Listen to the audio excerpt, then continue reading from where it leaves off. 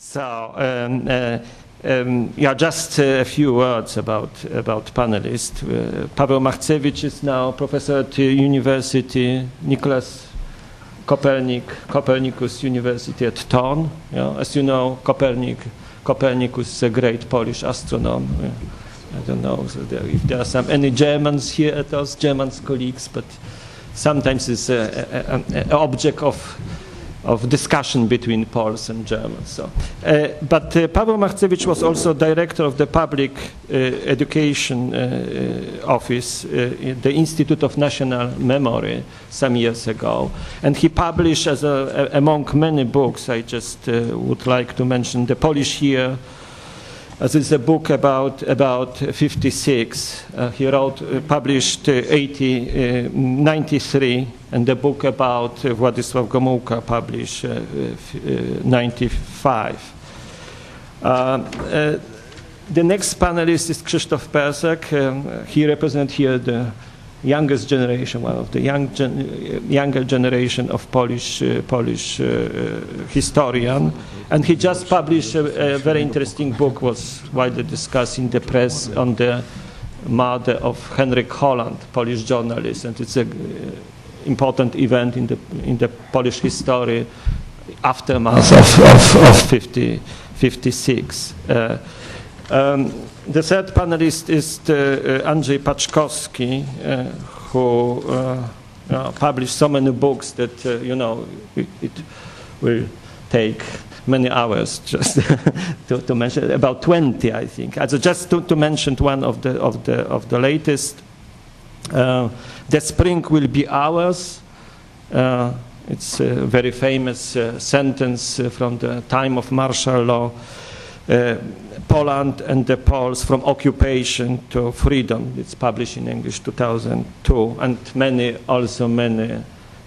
other books on communism in Poland, security services, and so on.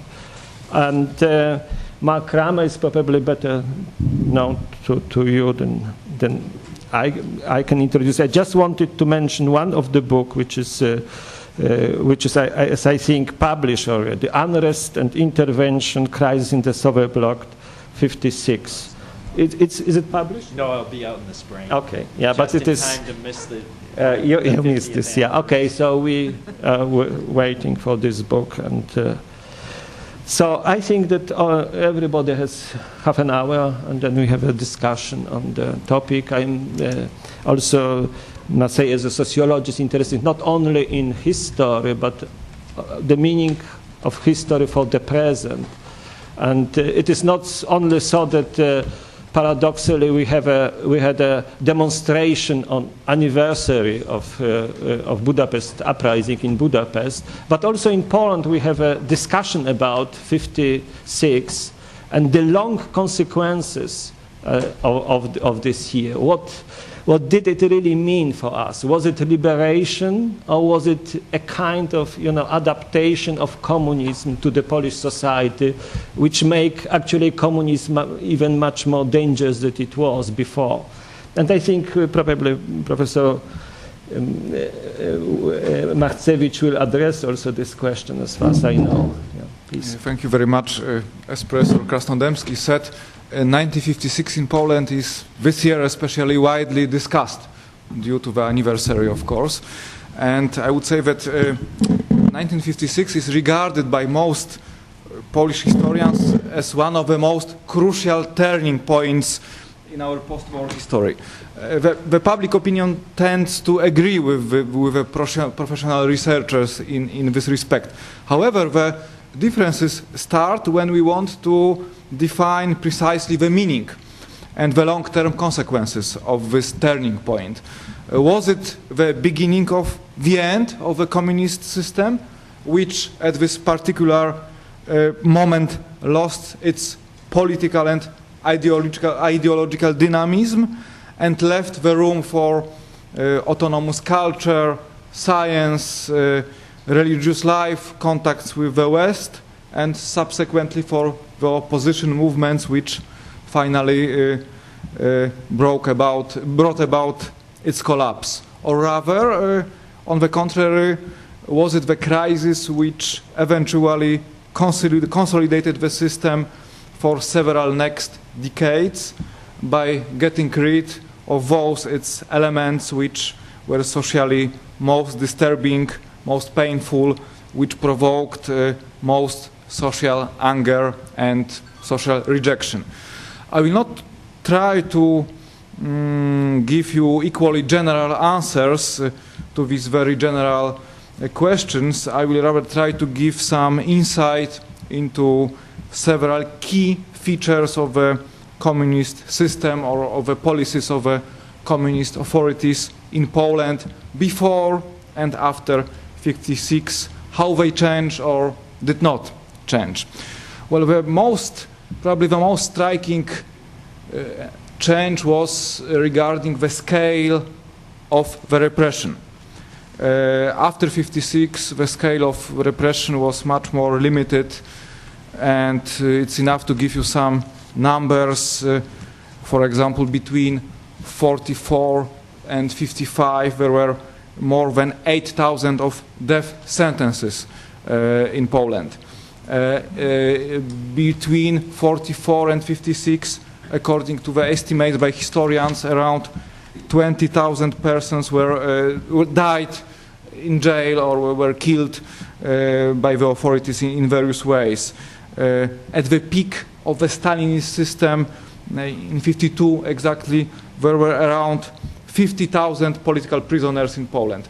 And the figures, the numbers after 56 were not comparable with these numbers from the late 40s or early 50s. Just to be precise, I would draw your attention to the moment where, after 56, the system was most repressive. So the martial law. During the martial law, the highest number of people imprisoned for political reasons were 10,000. So you see the significant difference between the early 50s and the period after 56. And the numbers were not the only important indicators. Equally, or even perhaps more important, were changes regarding the investigative methods of the security apparatus. After 56, there was no returning in terms of scale and degree to the drastical, bestial practices used by the officers of the Ministry of Public Security in the 40s and in the early 50s. After 56, of course, security services, prosecutors, and courts often broke the law. Cases and sentences contained false accusations and evidence, but on the whole, repressions were far more selective. In the majority of cases, they were targeted against those who were active in the opposition, or at least they manifested their critical disposition towards the system. The time of the class or prophylactic, preventive terror was over. Incorrect family background or personal biography was not the ground for arrests after 56, as it was before 56. However, I would draw your attention to the very significant processes demonstrating that the security apparatus in the longer run tried to regain the positions it lost in the mid-50s. I'm sure that Professor Paczkowski will elaborate on the security apparatus in the 50s, so I will just draw your attention to the two dimensions. In the mid-50s there were, and after 56 especially, there were huge reductions in the terms of numbers of security functionaries. But constantly afterwards, the numbers increased. And in the 80s, the numbers of security, public security functionaries reached the peak of the Stalinist time. It was again the similar level of numbers of the security, public security functionaries. Another interesting indicator relating to the degree of a penetration of a society by the security apparatus concerns the number of secret collaborators.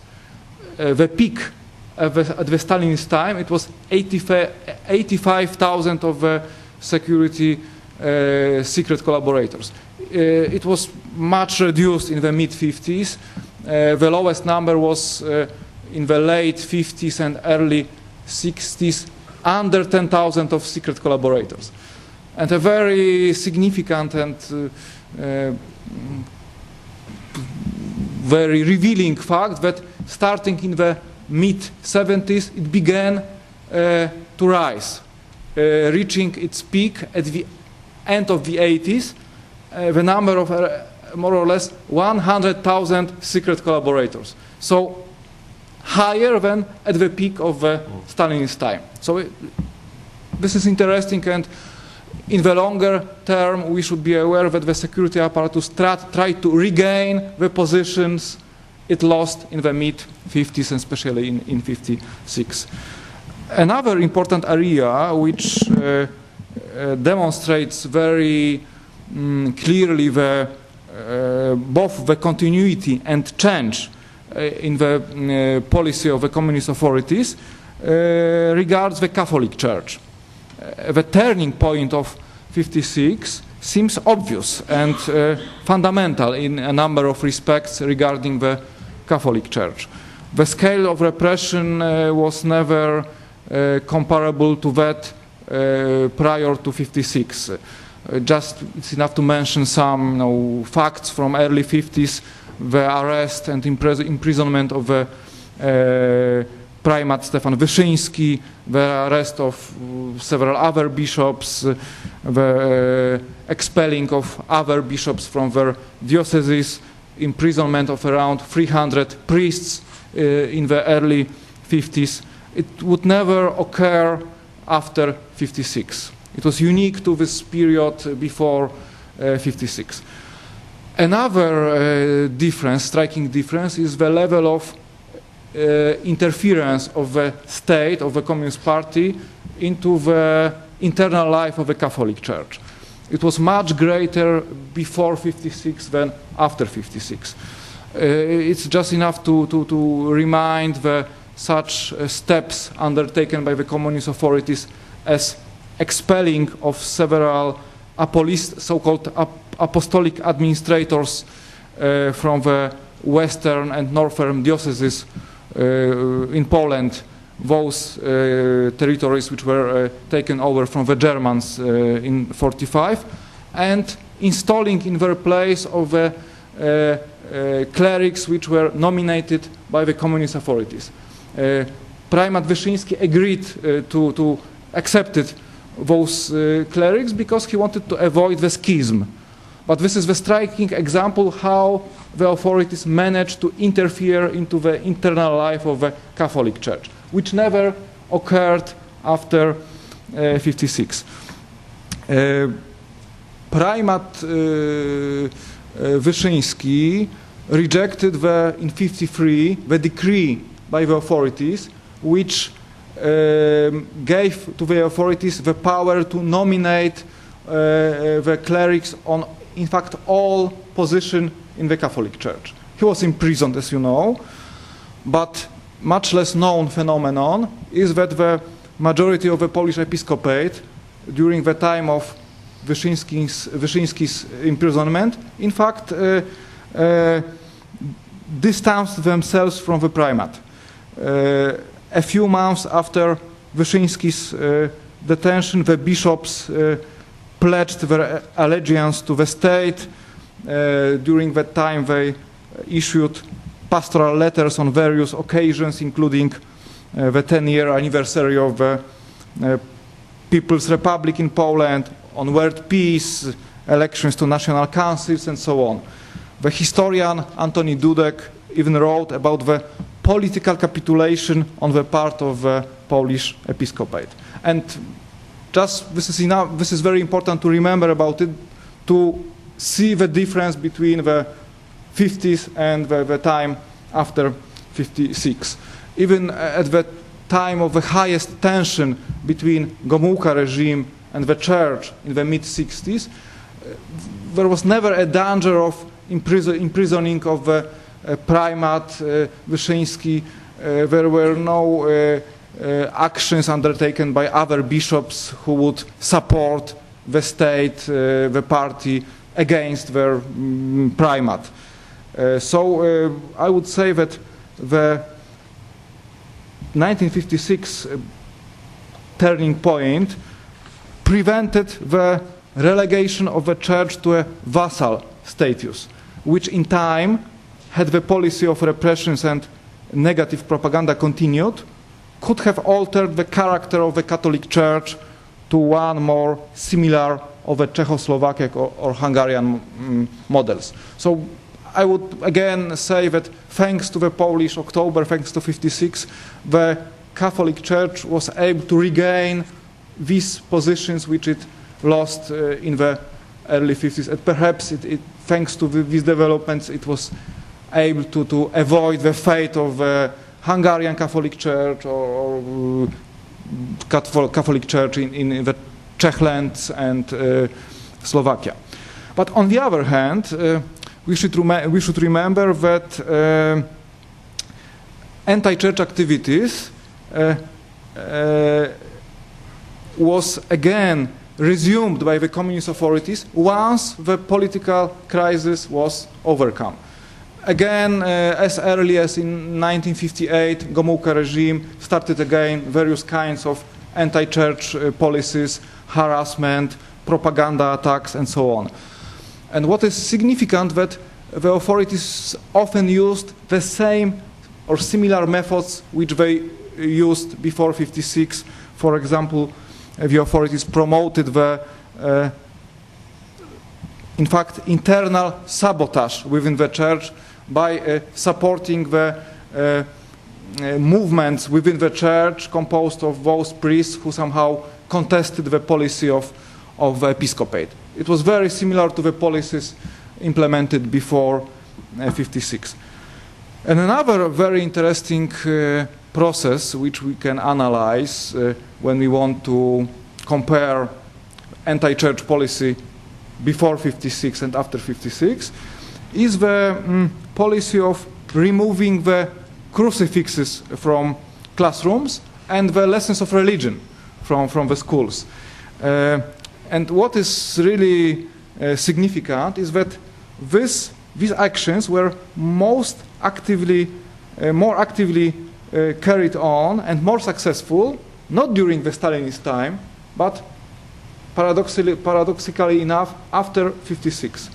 Just to give you some insight into this policy, the battle surrounding the removal of the crucifixes from public places started in 49, and the campaign to limit and gradually eliminate religion lessons started in 51.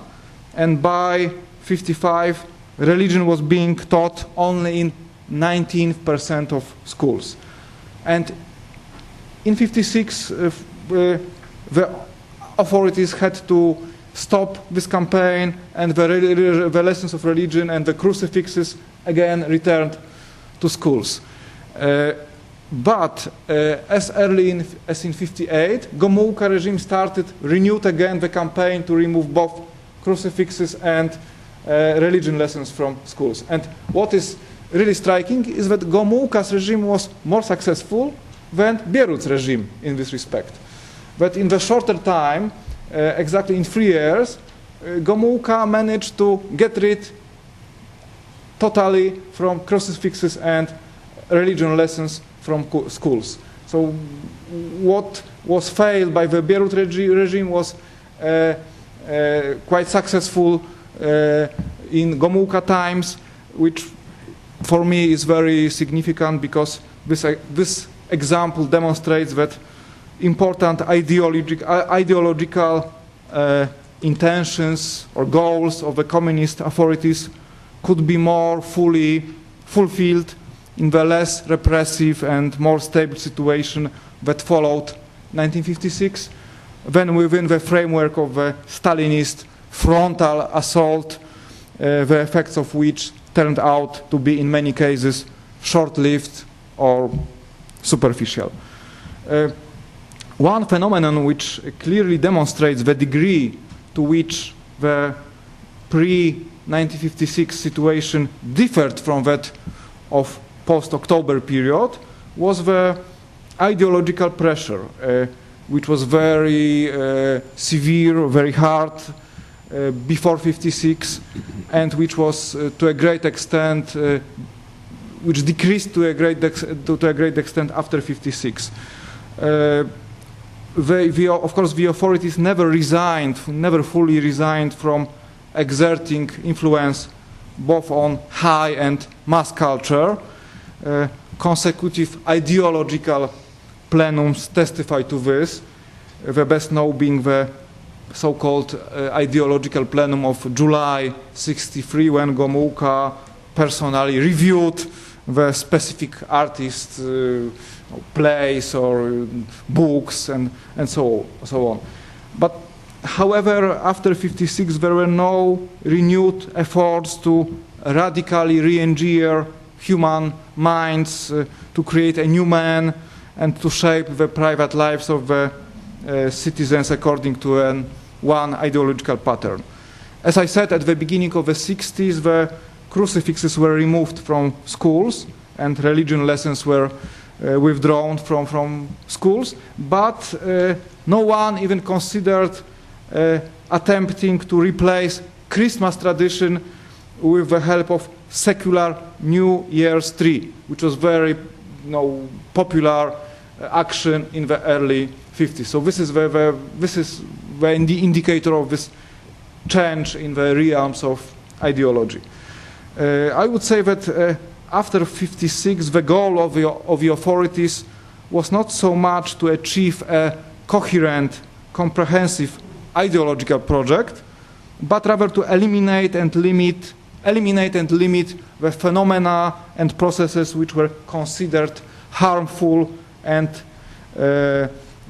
irreconcilable with the political and ideological monopoly of the Communist Party, the alliance with the Soviet Union, or simply the stability of the communist system. So evidently much less ambitious projects.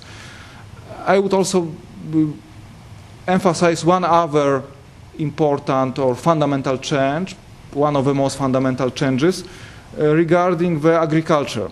As you know, within a few weeks after Gomułka's speech at the 8th plenum of the Communist Party in October 56, when he announced that the peasants are free to leave the collective farms, or more or less 90% of the collective farms simply collapsed. And there was never a return in Poland to the policy of creating by means of force, especially of a collectivized agriculture. And as you know, in other communist states, the collectivization was sped up after 56, and sometimes the pace of collectivization was higher in the years after 56 than before. And the complete collectivization was reached very often in the early 60s. The striking differences between Poland and Hungary: in 56, collective farms also collapsed in Hungary, but they were rebuilt within a few years after 56. Nothing like this happened in Poland. It was probably one of the most important differences in the longer run between Poland and any other communist country. Other striking difference between the time before 56 and after 56 concerns the Russification or Sovietization of Polish political, cultural, and social life. In 1948, the process of rapid Sovietization of all spheres of life started in Poland. One good example could be Polish schools. Very quickly, in 1948, in 1949, all the school curricula were changed. The new curricula were based on Soviet models. This even concerned the physical education, which in details was copied from Soviet Union, including its system of badges and merits. The majority of textbooks, new textbooks introduced in Poland, were the translations of the Soviet textbooks, or were written together by Russian and Polish authors. The Polish pupils, students, had to learn the history of the October Revolution of the Soviet Union in the 1930s during the war, and nothing like this was repeated after 56. This is a great change in the sphere of broad social life, the sphere in which millions of Poles participated. Before 56, there was the whole elaborated system of Soviet officers and advisors in the army, in the security apparatus, and in other institutions. And it was very visible. For the Poles, the striking symbol of the dependence on the Soviet Union was, for example, the Marshal Rokossowski, who in 1949 became the Minister of National Defense and the head of the Polish army. So it was the symbol of, in fact, Soviet occupation. According to the historians who dealt with the social history, before 56, millions of Poles considered the system in Poland not only as imposed from the Soviet Union, but as a form of a Soviet occupation. And in this respect, 56 was a great turning point. The Soviet officers and advisors went back to Soviet Union. The textbooks at schools were changed, and again, Polish history began to be taught in Polish schools. Not in a free way, of course, not the whole truth, but it was a very striking difference between the situation after 56. And again, historians say that after 56, the communist system in Poland was again considered as imposed by the foreign power, but was not anymore considered as a direct form of a Soviet occupation. The good thing to do is to compare the social movements from the 56 and social movements, social upheavals that happened later on. If you analyze social movements of June 56 or of October and November 56 in Poland, you would see the very violent national independence slogans, symbolics, anti-Soviet, anti-Russian slogans. It was a sort of national uprising which we had in Poland. And if you analyze the social protest in December 1970, the great workers' movement, mostly in Gdańsk, Gdynia, Szczecin, it was a political protest, it was a social economic protest, but this national independence, anti-Soviet symbolics were much wider. It hardly existed. So this is a good indicator showing how within one generation changed the popular, the social understanding of a communist system in Poland. It was not, in my opinion, and in the opinion of many other historians, regarded anymore as a form of Soviet occupation. It was regarded as an inefficient, repressive system, but it was in a way internalized in the Polish minds as a kind of system which started to be, to a greater degree, Polish, not only Soviet. And so in that respect, we can look at 1956 crisis as developments which help to consolidate the system, to give to the system this national face. And I'm reaching the conclusion because my time is running out.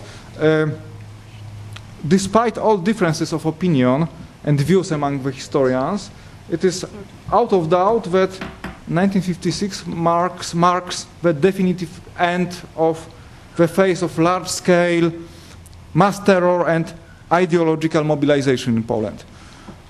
On one hand, this change was the result of governing communist elites' decision to sacrifice their totalitarian revolutionary aspirations, or at least to significantly limit them.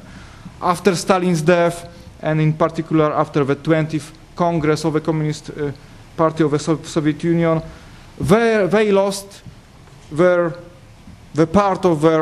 important part of their ideological certainty and motivation. Or they were also no longer prepared to use extensive violence in order to realize ideological goals. On the other hand, and this is another side of this image, the authorities had to yield and reassess their goals under pressure from a resistant social reality, which made more difficult a quick implementation of an ideological utopia. It was a phenomenon that challenges many communist regimes where totalitarian dynamics exhausted itself in confrontation with resistant social matter. Chalmers Johnson called this the modification of ideology by reality, by social reality. How profound this modification was depended to a large degree on local conditions, determined by the culture and history of a given country, of a given nation. I would dare to say that Polish cultural and social fiber turned out to be exceptionally unsusceptible to communist social engineering. It was, on the other hand, conducive to particularly profound detotalitarianization. What were the reasons? We can speculate. Certainly the very strong position of the Catholic Church, historically grounded anti-Russian traditions going back to the time of the partitions of Poland in the 18th century, 19th century. The strong cultural ties with the West. All these factors made this social reality or cultural reality in Poland not favorable to this social ideological engineering which was implemented to a greater degree than in Poland in other communist countries in the early 50s. And just the last remark, so if we want to define the main achievements of 56 for the Polish history, we would mention, of course, the abandonment of the mass terror, the end of collectivization of agriculture, the reducing of the pressure upon the Catholic Church, as well as the ideological pressure from above on the society, the rejection of the great number of Soviet patterns, so the end of rapid Sovietization, which was very significant before 56. And you can look at all these changes as the phenomenon of removing, getting rid of the most socially rejected, hated elements of the system before 56. So all these changes paradoxically reduced the level of contestation against the system for at least one generation. The paradox is that these changes introduced in 56 helped to achieve a relatively stable communist system in Poland lasting over 2 decades. Despite cyclical social crises and rebellions in 68, in 70, in 76, the fundamentals of the system were questioned and seriously endangered only in 1980, again, when there appeared challenges as great as those from 1956. So the most important paradox regarding the meaning of 1956 for Polish history is that all these reforms and concessions, which were so important for the social life, cultural life in Poland after 1956, could be interpreted at the same time as the changes which gave to the communist system the 2 decades of relative stability. Thank you very much. Okay, thank you very much. I think you show very clearly how 56, all the ambivalence, and that the 56 gave a new legitimacy to the communism in Poland, and this is what actually stabilized the system. And I think one of the moments was that Władysław Gomułka was, for many people, at the beginning, a kind of national hero, you know, because they stood up against Khrushchev and against, in this Polish-Soviet confrontation, he was considered, you know, to be on the Polish side. So I think that Dr. Persak will talk also about this aspect of the 56. Thank you very much. Well, for the Polish-Soviet relations, the 1956 started with 2 far-reaching events. The first event of a worldwide importance was, of course, the 20th Congress of the Soviet Party with Khrushchev's report.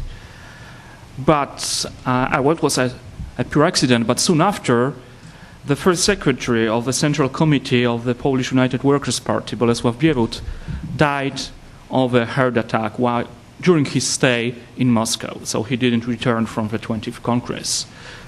Khrushchev's speech was broadly publicized in Poland, and of course it brought a shock to communists, but for the society it raised hopes for a rapid change. The death of Bierut facilitated the process of de-Stalinization.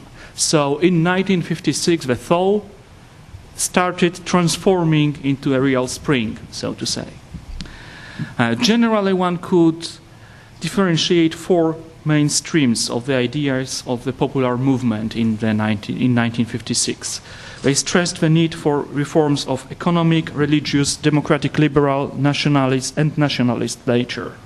And very often, what is important in this respect I am talking about, they were expressed in the language of anti-Soviet phraseology. Anti-Soviet resentments started manifesting themselves soon after the 20th Congress. Khrushchev's criticism of Stalin's crimes prompted the Poles to recall all the wrongs inflicted on them by the Soviet Union in the past.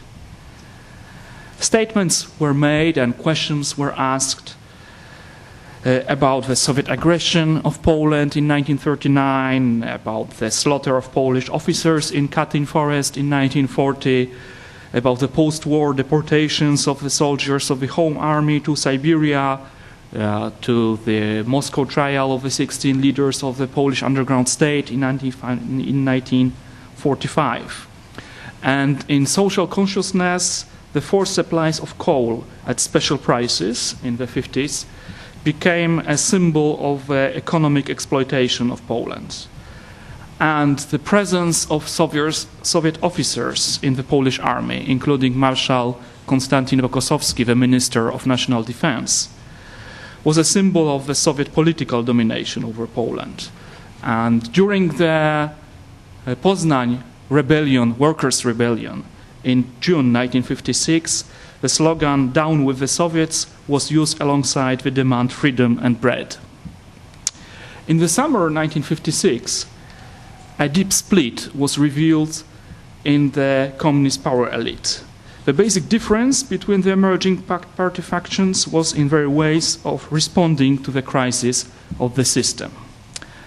Well, we can speak about two factions, the dogmatic conservative factions called the Natolinians, which was, post-Stalin faction, and the other one called the Puławians, which was characterized by a more liberal approach, and they recognized the need of more authentic changes to the system. But another basic line of division stemmed from differing opinions on the issue of Polish-Soviet relations. Natolinians were in favor of maintaining the tight link and full submission to the Soviet Union, They maintained very close contacts with the Soviet embassy, and the public generally perceived them to be Moscow's people. On the other hand, the Puławians recognized the need to establish the mutual relationship based on the principles of autonomy in home policy. In Moscow, a lot of attention was paid to the developments in Poland. It's enough to mention Khrushchev's visit to Warsaw in March 1956, and Bulganin's, the prime minister's, visit in July.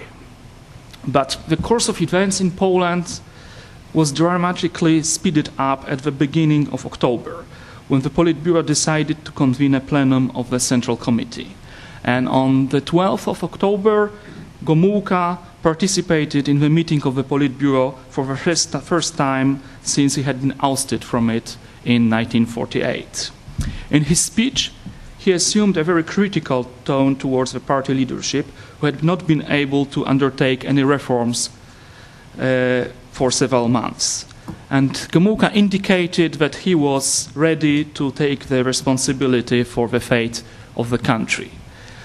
And where Polish-Soviet relations were concerned, Gomułka was speaking almost for all the Polish society. So he raised the issues of coal and criticized the Politburo for the lack of resoluteness concerning the issue of Soviet officers in Polish military forces. Subsequent meetings of the Politburo devoted to the planned changes in the Politburo. It was already decided that Gomułka would be proposed for the first secretary, but what's interesting, in the proposed composition of the new Politburo, there was no room for the leading Natolinians, for the conservatives, the hardliners. And there was also no room for Marshal Konstantin Rokossowski. On 18th October 1956, the Soviet ambassador in Warsaw, Panteleimon Ponomarienko, notified Ochab, the new first secretary, Ochab was first secretary after Bierut, that the following day, that is on the day of the opening of the 8th plenum, the Soviet leadership intended to send a delegation to Warsaw. And this was, of course, tantamount to a demand to postpone the plenum. The Politburo met, and it was decided almost unanimously to suggest that the Soviet delegation should come a day or two later. Nevertheless, in spite of Polish response, in the early morning on 19th October, the delegation of the Central Committee of the Communist Party of the Soviet Union landed in Warsaw. It was composed of Khrushchev, Kaganowicz, Mikoyan, and Mołotov, and it was also accompanied by the chief commander of the Warsaw Pact, Marshal Koniev, along with a dozen or so other Soviet generals. So the question is, what was the opinion of Soviet leaders regarding the situation in Poland? And undoubtedly, they shaped their understanding of the Polish crisis based on the reports from the Soviet embassy in Warsaw. These reports were not released to scholars yet, but they must have been very alarmist and at the same time very one-sided, because they were influenced mainly by the Natolinians, who had these good contacts with Ambassador Ponomarienko. In one of his speeches delivered later, Gomułka described the motives behind the Soviet delegation's arrival as follows, and I quote Gomułka: "They thought, as they apparently were thus informed, that what is done in Poland leads towards the breach of the Warsaw Pact, leads to the breach of the Polish-Soviet relations." And also from a telegram that the Soviet Presidium sent to the fraternal parties on the 18th of October, it seems that indeed the Soviet leadership were genuinely afraid that the course of events in Poland might lead to Poland's detachment from the Soviet bloc. And of course, the refusal to receive the Soviet delegation in Warsaw before opening the plenum was not only perceived as insulting, but also it seemed to confirm the worst misgivings of Soviet leaders. This visit of the Soviet delegation started with the expressions of hostility by Khrushchev. And he shook his fist at Ochab and other members of the Polish leadership who came to the military airfield to meet the uninvited guests from Moscow. And as Gomułka reported it, Khrushchev ostensibly first greeted Rokossovsky and other Soviet generals serving in the Polish army. And he reportedly said, "These are the people on whom I rely." And turning to the Polish leadership, he reportedly said, "The treacherous activity of Comrade Ohab has become evident. This number won't pass here." And Khrushchev also, as Gomułka reported it, threatened with an active intervention in Polish affairs. So the Polish-Soviet talks in the Belvedere Palace in Warsaw were held in a tone of brutal sincerity. Here I also again quote Gomułka, who said later, "We told each other the truth, face to face, what they think of us and what we think about their moves." And what Khrushchev wrote in his memoirs is very consistent with Gomułka's relation. Khrushchev recalled that we made comments which were not of conciliatory nature. We're pouring oil on the flames. The Russian grievances pertained first of all to the fact that the planned change in the Polish leadership were not agreed upon with them, and that they were not informed about the situation in Poland. And this was probably the essence of Ohab's betrayal. They accused the Polish leaders of tolerating anti-Soviet propaganda, and the Soviet delegation brought with them as evidence cuttings from Polish press. They were of the opinion that there was a threat of loss of power by the Polish communists, which constituted a danger for the military interests of the Soviet Union because of the strategic location of Poland between the Soviet Union and East Germany. Among the Soviet claims, the top priority had been given to the issue of the planned dismissal from the Polish leadership of comrades who are considered supporters of the friendship with the Soviet Union. The Soviets demanded that no changes were made to the composition of the Politburo, with the exception of including Gomułka. And of course, the issue of leaving Rokossovsky within the Polish leadership was acutely emphasized. The basic line of Gomułka's argument was founded on a statement, and again I quote Gomułka, that the assessment of the situation in the country is only our business, that we have a better sense of the public feelings and we can evaluate them better than an outsider. We assume full responsibility for the situation. And Gomułka emphasized during the talks with Khrushchev that Poland is not less but more keen on the alliance and good relations with the Soviet Union than the Soviet Union is keen on good relations with Poland. And in his memoirs, Khrushchev admitted that this argument and the earnestness with which it was presented by Gomułka impressed him greatly. Gomułka also presented the Polish grievances concerning the problems in the Polish-Soviet relations in the past, but the most important demand of the Polish side was a request to stop the Soviet military forces marching towards Warsaw. Well, I can say that the talks in the Belvedere Palace were held with a gun on the table. Before noon on the 19th of October, messages started arriving about movements towards Warsaw of Soviet military units stationed in Poland. In response to the request for explanations, the Soviets claimed that these were the maneuvers planned well in advance.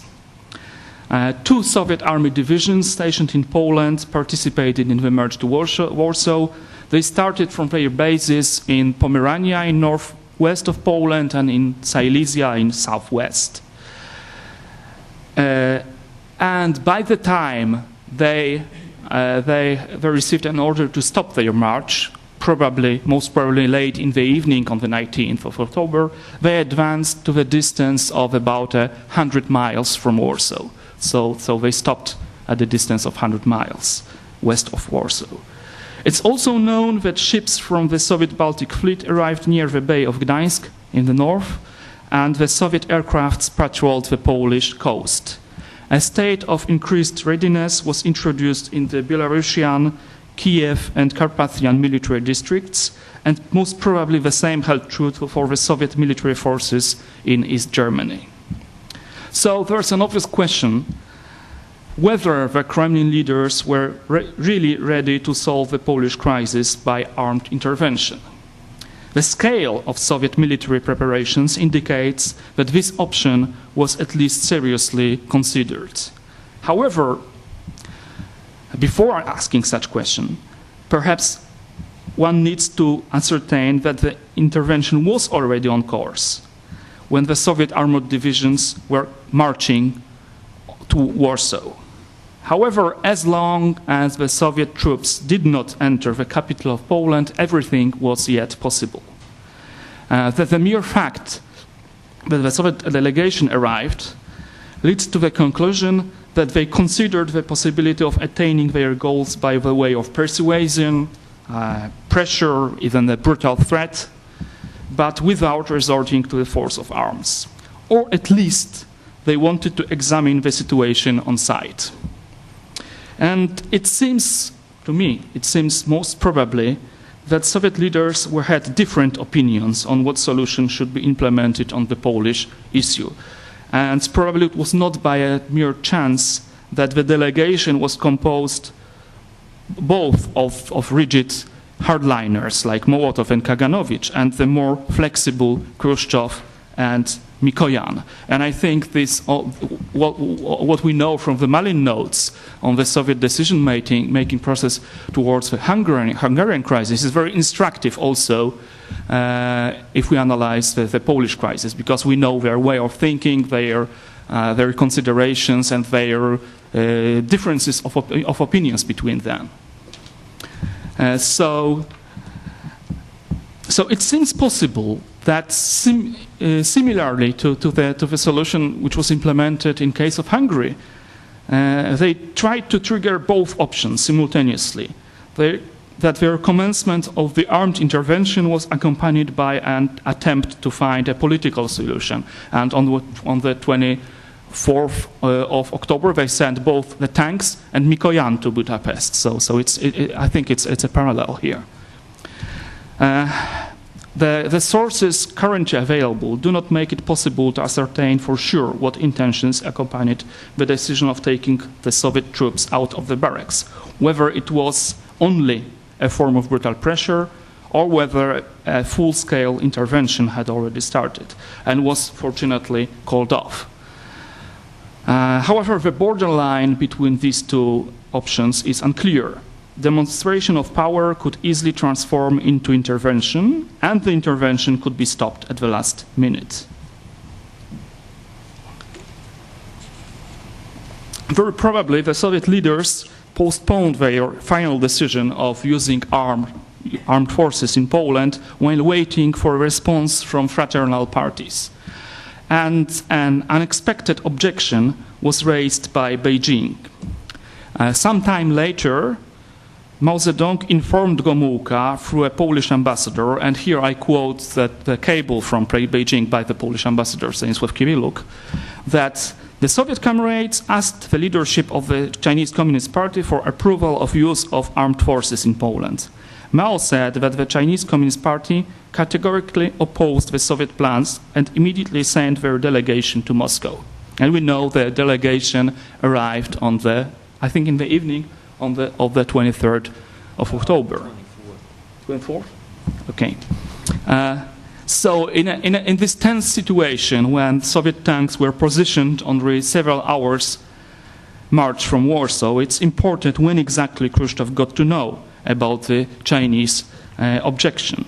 We don't know much about it, but one important source to shed light on this question are the memoirs of Wu Lengzi, who was the director of the Xinhua press agency, and he attended the meetings of the Chinese Politburo. According to his recollections, after a discussion at the meeting of the Politburo, Mao Zedong allegedly warned Khrushchev through the ambassador Paweł Yudin that in case of Soviet military intervention in Poland, the Chinese party and government would be vehement in protest against it. However, in Wu's memoirs, there are some chronological inaccuracies. Most dates he described seem to be 1 day late.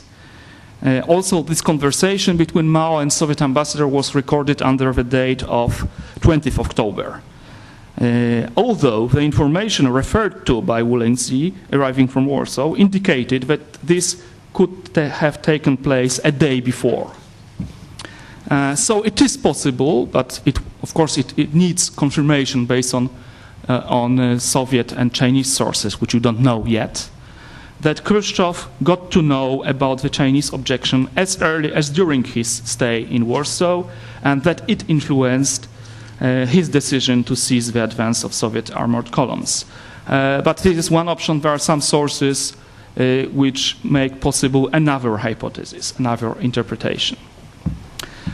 One may very often encounter an opinion that the Polish-Soviet negotiations on 19th October were concluded successfully. It's argued that they produced a solution to the conflict and that the return of the Soviet tanks to barracks was completed over time at a pace that depended mainly on technical reasons. There are, however, indications that the talks in the Belvedere Palace ended with no clear conclusion. No essential agreement was reached, and only some alleviation of tension was achieved. Military intervention was ceased, but not revoked. And by the end of the talks, as Gomułka recalled it, Khrushchev warned that irrespective of your standpoint, we would feel forced to intervene should Poland intend to leave the bloc of socialist countries. At the break of dawn at the 20th of October, the Soviet delegation left Warsaw, but the Soviet tanks remained in their position, ready to resume their advance to Warsaw. After, and here I refer to the Malin notes, which are very important, although with respect to Poland, even more sketchy than with respect to the Hungarian crisis. After the Soviet delegation's arrival, a meeting was held of the Presidium of the Soviet Communist Party, at which information on the talks held in Warsaw was presented. And the first sentence of the Malin note from the 20th of October sounds rather firm.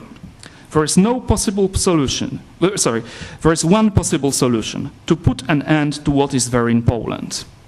However, it seems that they decided to postpone taking a final decision in connection with the situation in Poland.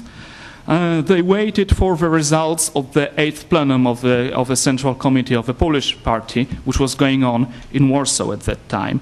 And above all, they were waiting for the results of the elections for the Polish Politburo. The position of Rokossowski was at stake, since he was clearly perceived as a guarantor of a favorable development of events. And they commented, and it's recorded in Malin notes, if they decide that if the Poles decide to keep Rokossowski, it's best to wait patiently for the time being. What's significant, on the same day, the Soviet Presidium criticized Ambassador Ponomarenko for faulty informing about the situation in Poland. However, the military option remained valid, and probably further preparations in this regard were continued. And if we can draw conclusions from such laconic words that are recorded in Malin note, maybe the following fragments: maneuvers, prepare a document, form a committee. Perhaps these words are a trace of preparations for replacing Gomułka and his supporters by the Moscow people if the course of events in Poland took an unfavorable turn and the armed intervention proved to be indispensable. And this is, of course, the solution that was implemented in the Hungarian case in November. But for the time being, the Presidium postponed their decision on further measures while waiting for the results of the 8th plenum. And they also decided to convene fraternal parties in Moscow, leaders of fraternal parties in Moscow, to discuss the Polish problem. The next day, that is on the 21st of October, a discussion continued on the issue of the Polish crisis. The fundamental question of whether to resume the intervention or attempt to solve the conflict by political measures was not solved. And this alternative was set forth at the very beginning of the meeting, and we read in a Malin note. What line is to be taken? Exercise influence and monitor events, or shall we choose the way of intervention? And unfortunately, in Malin note from that meeting, the course of discussion was not recorded. So we don't know the opinions expressed, and we don't know what arguments were taken into account. Malin recorded only the conclusion reached by Khrushchev. And another quote, taking the circumstances into account, we should give up the armed intervention. Show indulgence. All agree. And against this background of the intention expressed on the previous day to put an end to what is there in Poland, this Khrushchev's motion and the consensus about it among the Presidium members is surprising. What caused such a sudden turn? Was the decision to give up armed intervention a result of a thorough analysis of all the pros and cons? Or did the circumstances which were mentioned during the Presidium meeting by Khrushchev? Moreover, the fact that Rokossowski was eventually not elected to the Politburo was rather disadvantageous to Moscow. But another event changing the whole scene could have been the information about the Chinese veto against the intervention if it reached the Kremlin only then. So the decision influenced by the circumstances taken on 21st October on giving up the armed intervention, as well as the decision to hold separate talks with the hastily invited Chinese delegation, may indicate that it was at this time that the Kremlin got to know about the Chinese attitude towards the crisis in Poland. But such a hypothesis, of course, still needs confirmation. In the afternoon of the 24th October, and I have a feeling that Mark Kramer will be speaking more about the Chinese attitude, so I omit a fragment of my presentation here, and the reasons why the Chinese intervened in this crisis. But, well, it's obvious they were playing their own game to attain a more partner-like position in their relations with the Soviet Union, and they attained their goal. In January 1957, after his trip to Europe, Zhou Enlai, the Chinese Prime Minister and Minister of Foreign Affairs at the same time, wrote in his report for Mao Zedong, quote, "Now the Soviet Union and China can sit down to discuss issues equally. Even if they, that is the Russians, have different ideas on certain issues, they must consult with us." And that's what the Chinese wanted. So in the afternoon of the 24th October, a meeting of the Presidium of the Soviet Communist Party was held at the Kremlin, and this was attended by the leaders of East European Communist parties. Khrushchev informed the audience about the course of his visit to Warsaw, forming a very critical judgment of the attitude assumed by the Poles during the talks in Warsaw. Khrushchev, however, expressed the opinion that in the case of Poland, it's necessary to avoid nervousness and haste. And quote, "It is necessary to help the Polish comrades straighten out the party line." Khrushchev also admitted that, another quote, "Finding a reason for an armed conflict now would be very easy, but finding a way to put an end to such a conflict would be very hard." And it seems that at that time the Soviets started betting on Gomułka. It's interesting that during this meeting at the Kremlin, an information arrived to Moscow about a great rally in the central Warsaw, attended by hundreds of thousands of people, with Gomułka's speech. It was his first speech to the Polish public, and in his speech, Gomułka very strongly emphasized the importance of the alliance and friendship with the Soviet Union, and he stressed the necessity of Soviet army troops being stationed in Poland. And he also condemned all the attempts at anti-Soviet agitation. And this, of course, was very well received at the Kremlin. By coincidence, Khrushchev was informed of it during this meeting, and this influenced what he said there. So this meeting of the Communist Party leaders on 24th October, which was convened in order to discuss the situation in Poland, was in fact dominated by the events of Hungary. It was the 24th of October, so the Soviet tanks were already introduced to Budapest.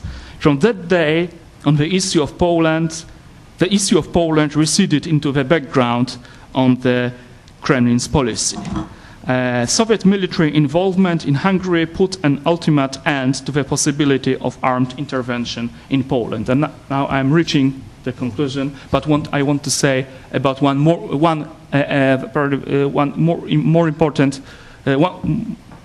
important issue that was not solved. It was the issue of Rokossovski. It remained a difficult problem of mutual relations. As we know, the Soviet leadership saw him as a touchstone of the state of relations with Poland. And Rokossovski was not included in the proposed composition of the Politburo. During the elections at the plenum, he was put up as a candidate from the audience by Natolinians, and most probably not without inspiration from Soviet embassy, but was not elected anyway. Initially, Gomułka wanted to keep Rokossovski as Minister of National Defense. However, social pressure forced the removal of Rokossovski from Poland.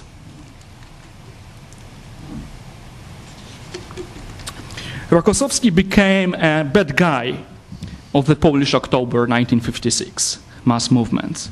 In public feeling, he was a flagrant symbol of the Soviet domination. One of the most frequent demands of the rallies and demonstrations, which were organized on a massive scale after the 8th plenum in Poland, was the demand for Rokossovski's removal. He was the focal point of the anti-Soviet emotions of the society. In the whole country, slogans were repeated: off with Rokossovski, Rokossovski go to Moscow, Rokossovski go to Siberia. Even the Polish military force were not immune from this wave of opinion. And in many units, resolutions were passed aimed against Rokossovski. So the military forces demanded the replacement of their commander, and this proved to be a decisive argument.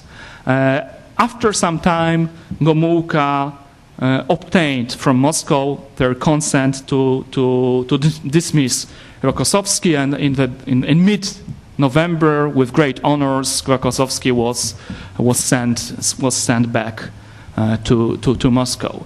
So his departure from Poland may be considered a symbolic closure of the most acute phase of the crisis in Polish-Soviet relations in 1956. The root of this conflict was an attempt undertaken by a part of Polish communists to solve the domestic crisis on their own, without asking Moscow for consent and without consulting the Kremlin. This attempt proved to be successful and was realized in due time. If social explosion had occurred in Poland and the party leaders had lost control over the situation, Soviet intervention could not have been avoided. And when in the night on 23rd of October, the Kremlin considered their decision on introducing troops to Budapest, the argument was used many times in the discussion that the situation in Hungary was quite different from the situation in Poland, where the party leadership did not lose control over the society. So the changes in Poland occurred independently of the Soviet Union, and even in spite of their will. Thank you.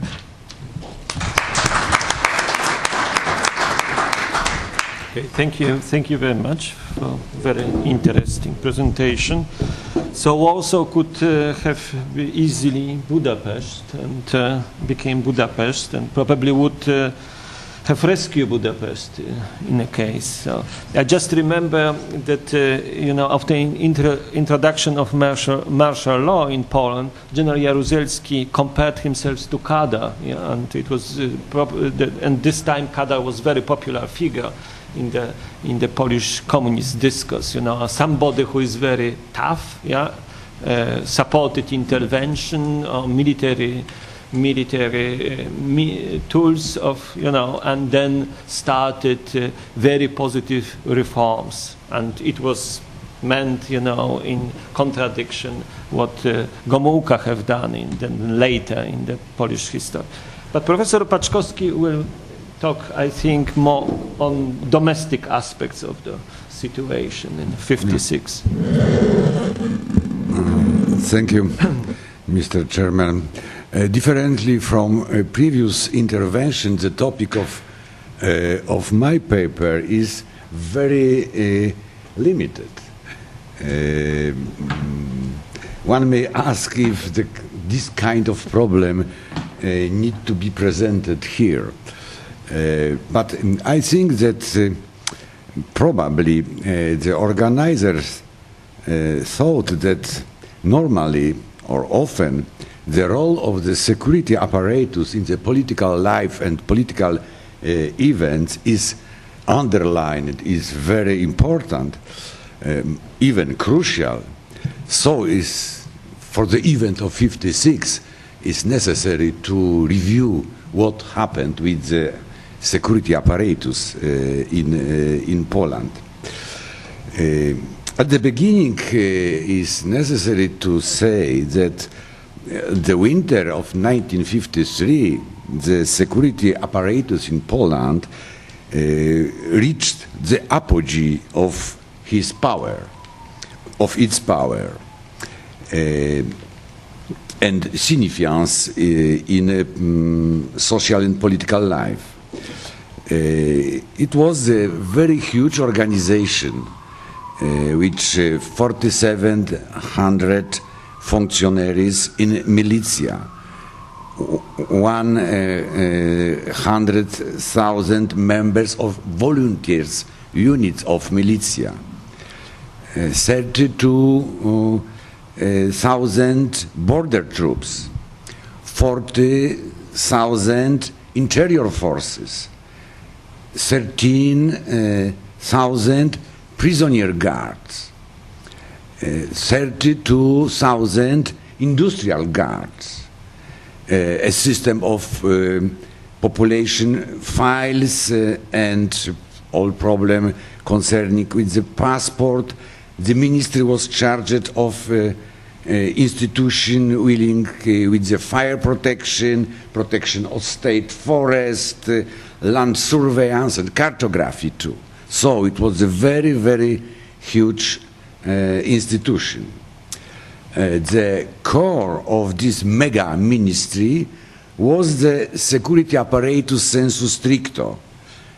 10 operation departments, an investigation department, a department dealing with the protection of the government, many units of the operation base, invigilation, control of the correspondence, wiretapping, and so on, operation techniques, archives, infrastructure departments as finance, transport, special shops, vacation homes, hospitals, academies for functionaries. The ministry possesses units on the level of voivodeship and counties. Finally, the name, popular name, Bezpieka, is from the UB, Urząd Bezpieczeństwa. It's a name of the voivodeship of county office of security service. The functionary they themselves describes as Czechist or security men. In this security sensu stricto was 40,000 operational functionaries and 20,000 soldiers and civilian employees. The feature which distinguished the Polish security apparatus from the Soviet prototype was the fact that the army had its own counterintelligence. The Main Information Board, Główny Zarząd Informacji, supervised directly by the Ministry of National Defense, as well as the army had intelligence service, which was part of the General Staff as the second department of General Staff. In the Soviet Union, the army counterintelligence was together with NKVD. The scale of the security of the Bezpieka activity is testified in this time by the number of the secret collaborators listed in the current files. It was 85,000 people, or by the number of political prisoners. It was about 39,000 political prisoners in Poland in the beginning of '53. From the viewpoint of its personnel, security or Bezpieka was a very young institution. 66% of the functionaries was under 30 years of age. The majority of functionaries came from peasant and working class groups, and their education was very low. 55% were primary school graduates only. Even among the functionaries fulfilling executive functions, almost 40% were younger than 30 years, and 27% had finished hardly primary school. Control over this whole conglomerate was wielded by the Communist Party, by the nomenclatura system, the existence of hundreds of party cells within the ministry and his agents, and the extremely large number of the party members among the functionaries. In 1953, 98% of the persons holding executive offices belonged to the party. So almost all functionaries in the medium, high level was the communist. But first and foremost, the party administrated the Bezpieka with the assistance of a political bureau committee for public security, which was established in February 1949 and was composed of 3 members of the Politburo, Minister of Security, and 2 vice ministers of security. The chairman of this commission was Bolesław Bierut, the number 1 in the party and in the state, a Polish Stalin. The committee or the commission dealt with the most important interrogation and decided about the prime currents of activity, the structure of the ministry, the most important post, etc., and so on. But this committee was particularly interested in inquiries aimed at setting up trial of party activists, included Gomułka and Marian Spichalski. One American citizen, Herman Field, was secretly arrested in connection with the planned trial of Gomułka too. The investigation and the search for enemies within the Communist Party were the domain of a specially established 10 department. Direct supervision over its work became Bierut's veritable hobby.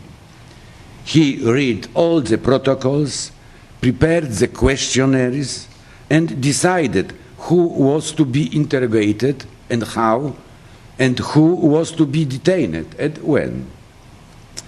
The security apparatus remained also under the watchful supervision of Moscow.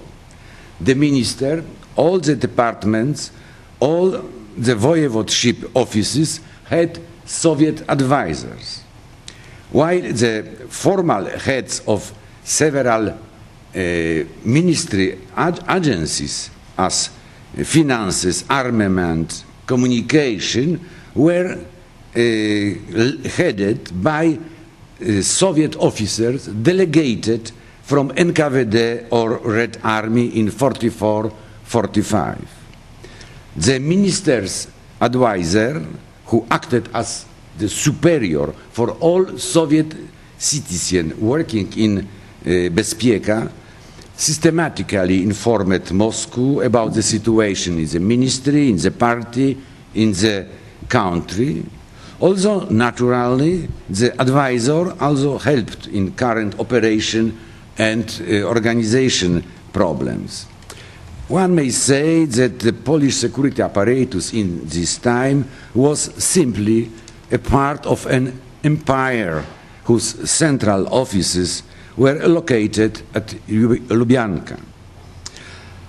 After the onset on the toe in the Soviet Union, it made headway also in Poland. In April '53, the number of new arrests were radically reduced.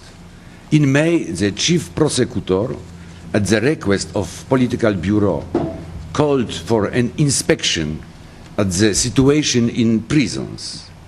Later in summer, a special commission was established to examine the charges made against a number of communists. The conditions in the prisons did improve, but the commission, after very long time deliberation, didn't propose any defined steps.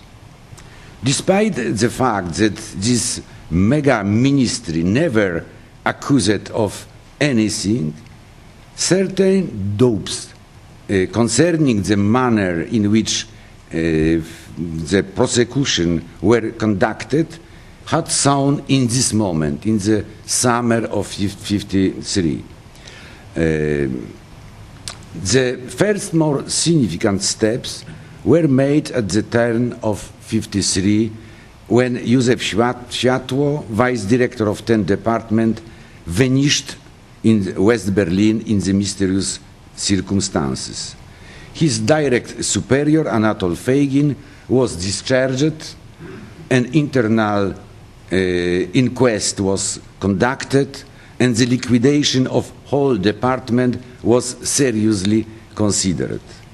In February '54, Józef Różański, head of Department of Investigation, was dismissed from ministry, and order limiting physical pressure was issued. And the ministry staff was to be reduced by 10%.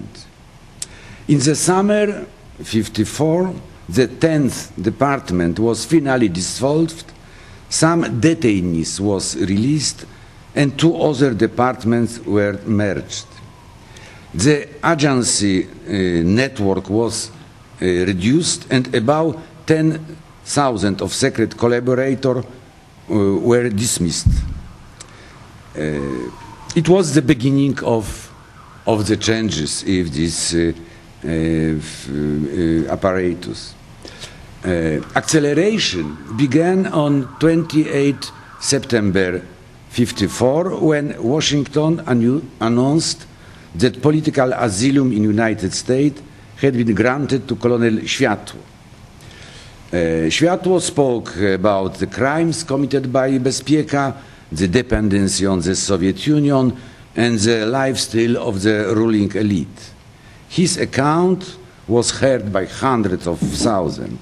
The Ministry of Public Security immediately initiated an internal inquiry, and the Political Bureau set up a commission, the second commission, for investigating the situation in the Ministry of Security.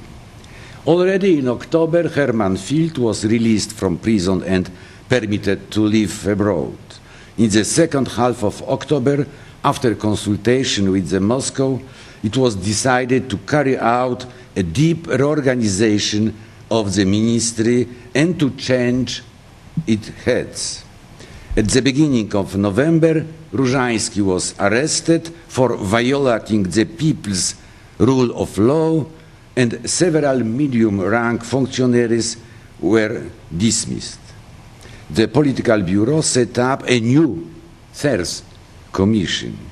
All the steps produced anxiety and unrest among the security men. During the last days of November 1954, at a session held by the Central Party active, Radkiewicz made self-critical assessment. Questions were asked about the fate of Gomułka, and appeals were made to release him from prison. But truly speaking, at the time of this session of the Central Active, the future of the ministry and its leadership was already predestined.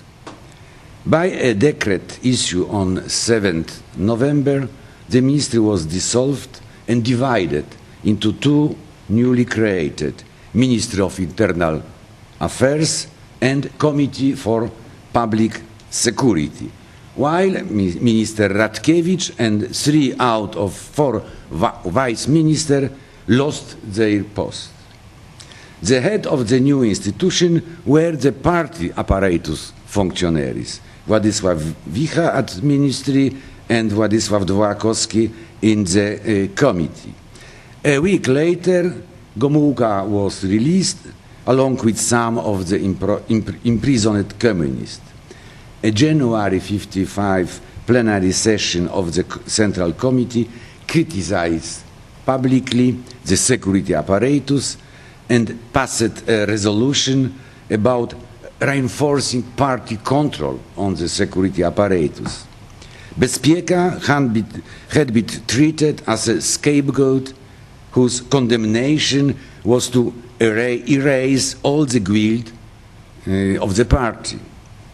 In the new organizational structure, the Committee for Public Security encompassed all departments and operation units, while the Ministry of Interior took over the militia, prisons, guards, and so on.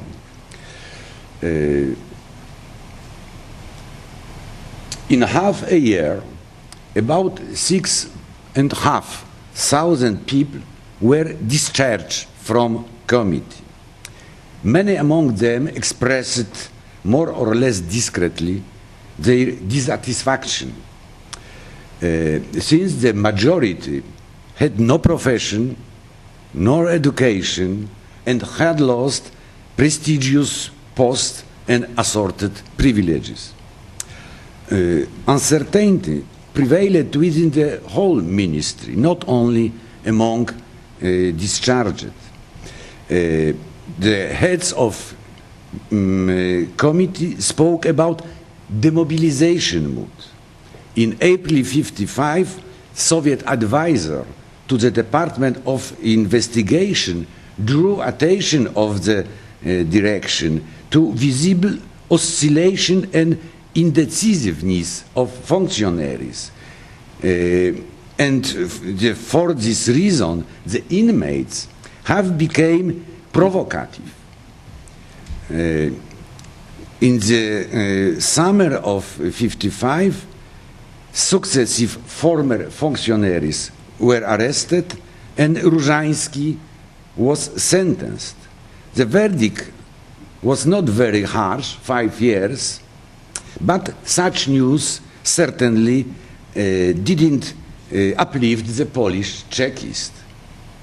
In the same year, the network of agents was radically reduced to half of its previous state, and one of the reasons being complaints voiced by the operational officers about the rebellions of the secret collaborators who demanded to be acquitted.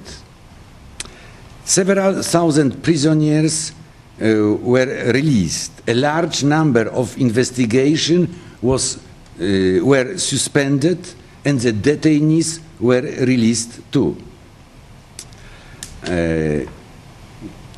For the society, the majority of this information wasn't known, but the current of spy mania decreased, and the people slowly ceased fearing Bezpieka.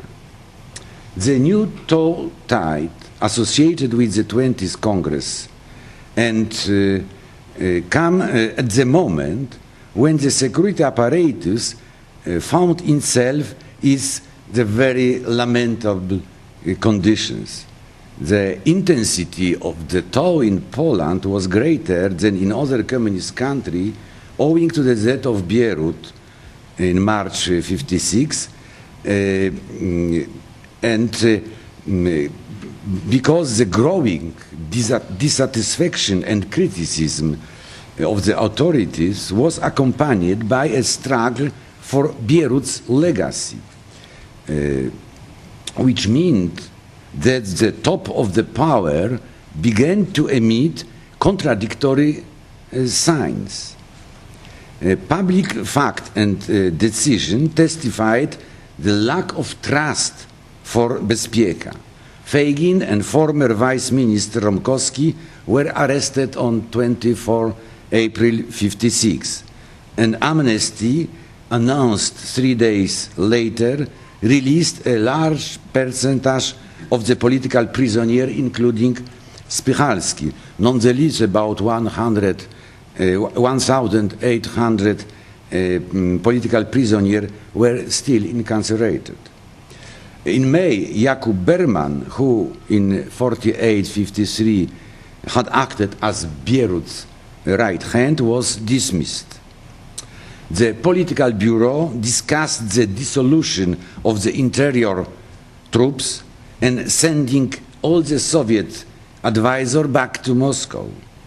The Board of Ministers of Internal Affairs debated about the liquidation of the Committee for Public Security, as well as a reduction of the security offices on the provincial level.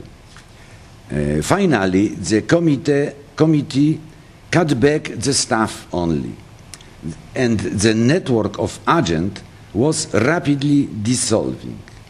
A huge impression upon the functionaries was made by the course of the rising in Poznań, when demonstrators crying Gestapo and SS-man attacked the building of the Voivodeship Public Security Office.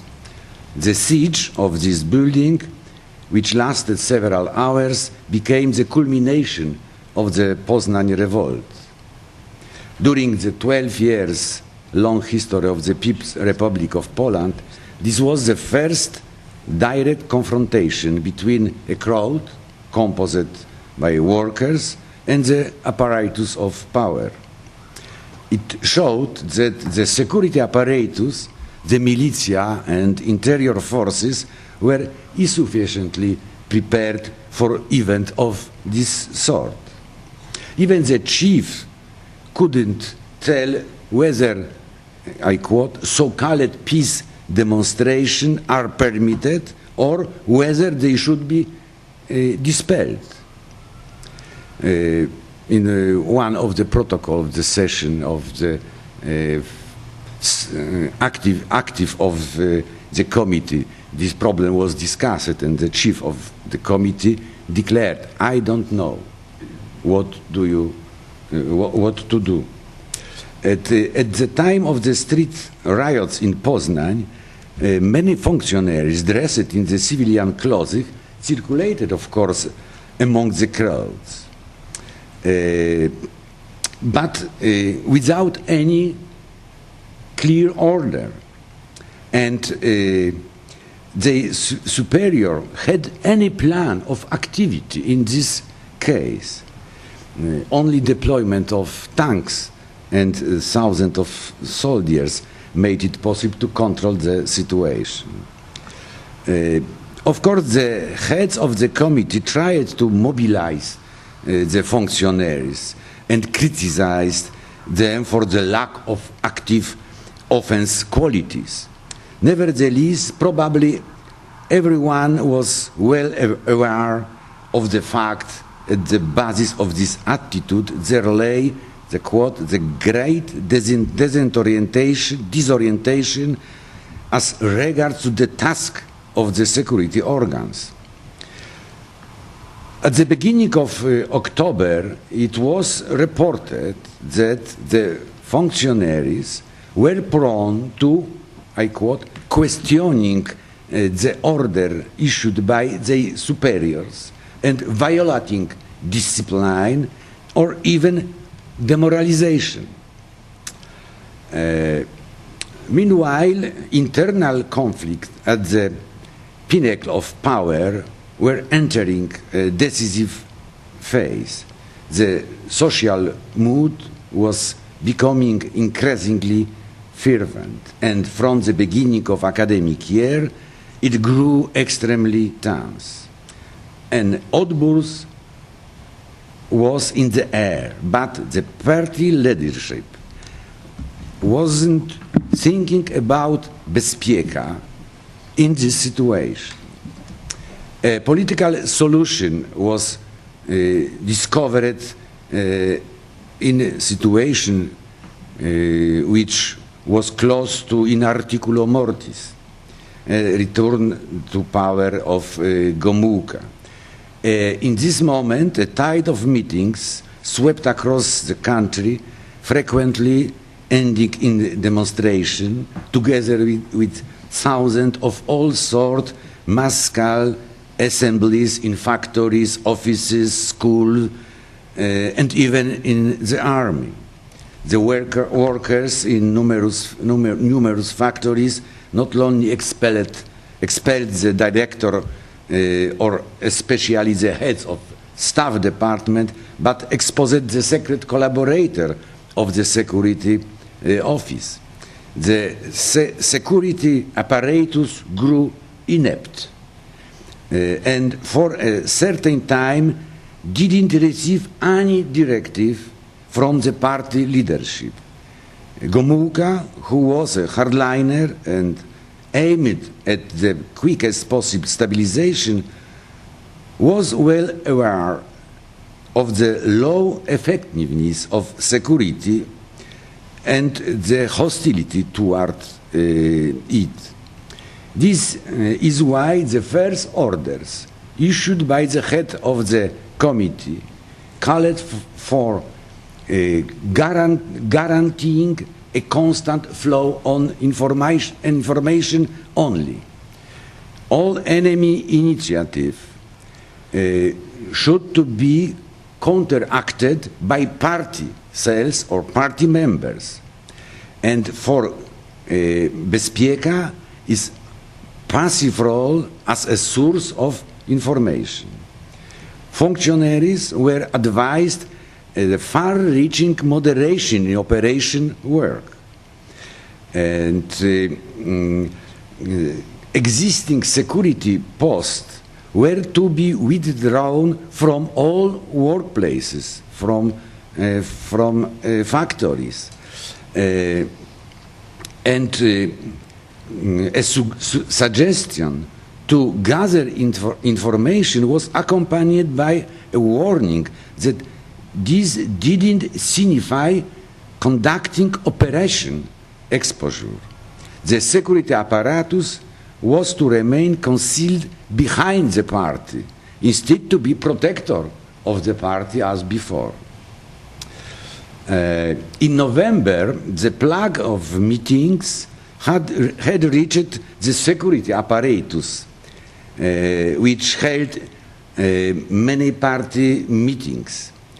First and foremost, attacks were launched against the higher functionaries who had remained in the ministry after its reorganization in December 54, and whose majority had been working in the apparatus since 1944-1945.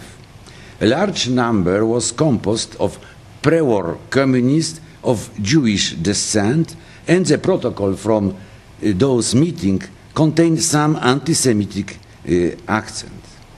The attacks also revealed certain elements of generation revolt, since due to their long-term presence in the ministry and committee, these barons of the Bezpieka who blocked the careers of the younger functionaries. At the same time, the dominating opinion expressed at the meeting were of variety, which in party terminology of this period were described as dogmatic. The functionaries, the young functionaries, demanded harsh treatment of the enemies of socialism, no leniency for the author of anti-socialist excesses, and a return to the former discipline and cohesion of the security apparatus. Radical steps were indispensable in order to avoid a complete disintegration of Bezpieka. On 6 November, the Political Bureau discussed the situation and decided to carry out a number of organizational changes. 4 days later, it confirmed a new structure, and on November 13, at an very quickly, a statute was passed on the change of the organization of supreme state authorities in the domain of public security. The committee was liquidated, and its functions were taken over by the Ministry of Internal Affairs. The first step in this reorganization was a general purge. Almost all those who from 1945 had held directorial posts in the operation divisions, as well as those who had been dispatched by the NKVD or Red Army to serve in the Bezpieka, were now discharged. The top post underwent a general Polonization, because almost all those persons whose file mentioned Jewish nationality, as well as the Soviet citizen, had disappeared from New Bezpieka. There was, however, no invasion from the party apparatus, and the vacancies were filled by experienced younger Bezpieka functionaries who, as a rule, began working in the ministry while in their 20s during the first post-war year. Other essential change, it was the replacing the Soviet advisor by a KGB liaison mission formally accredited at the Soviet embassy in Warsaw. The first head of this mission was Colonel Georgi Yevdokimienko, up to then the chief advisor in the Committee of Public Security. So the continuum of the Moscow supervision was guaranteed. In the course of some months, the Minister of Internal Affairs carried out a drastic reduction of its personnel, lowering the number of functionaries to 10,000. Consequently, the number of secret collaborators should decrease in the same scale. In December 57, in ministry register was mentioned only 11,000 secret collaborators, 8 times less than during the last days in the life of Stalin. One of the ways of stabilizing the situation in the security apparatus was to resign from legal accounts with the Stalinist period. Also, released prisoners filed thousands of complaints about the deployment of torture. Only up to 20 former security and army counterintelligence functionaries were tried. As a rule, such trials were closed. The press published only very brief information, and the indictment mentioned the use of prohibited methods only in relation to several communist activists and high-ranking officers arrested in 48-53, but never in the case of tens of thousands of other prisoners. In his public speeches, Gomulka, who himself had been incarcerated, never went beyond general condemnation of the period of errors and deviations, and at the political bureau session, he opposed the institution of suites. His personal experience with Bezpieka were all negative, but he regarded the security apparatus to be one of the most important components of the state machinery and didn't intend to disassemble it. Thank you for your attention. Okay, thank you very much. Professor Paczkowski said it was very narrow subject, but I think very crucial. Yeah, general the questions, what was the role of communist secret services in the changes in it? I would say that they learned a lot, because if you compare 56 to 89 and previously changed, they became participants in the process of liberalization. Here in 56 they were only object. They reacted, they were afraid, they were conservative. So it's really interesting how I can say this apparatus learned something, by this lesson of 56. Professor Kremer will talk, I suppose, more about general context of this Polish crisis and in broader perspective. Soviet and Chinese too? Or? Okay. Well, okay. I'm going to talk more about the Soviet perspective than the Chinese, but the Chinese angle will be brought in. By the way, one further consequence of 56 with regard to the security apparatus was it demonstrated, particularly the Poznan uprising, demonstrated the need, as Andrzej mentioned, for an anti-riot force, and so it led in time to the setting up of the ZOMO, as Andrzej has written about, and were first used in August, I think, of 1957 in Łódź, and then in the following month, I think, in Warsaw, but particularly dramatically were used in December of 1981.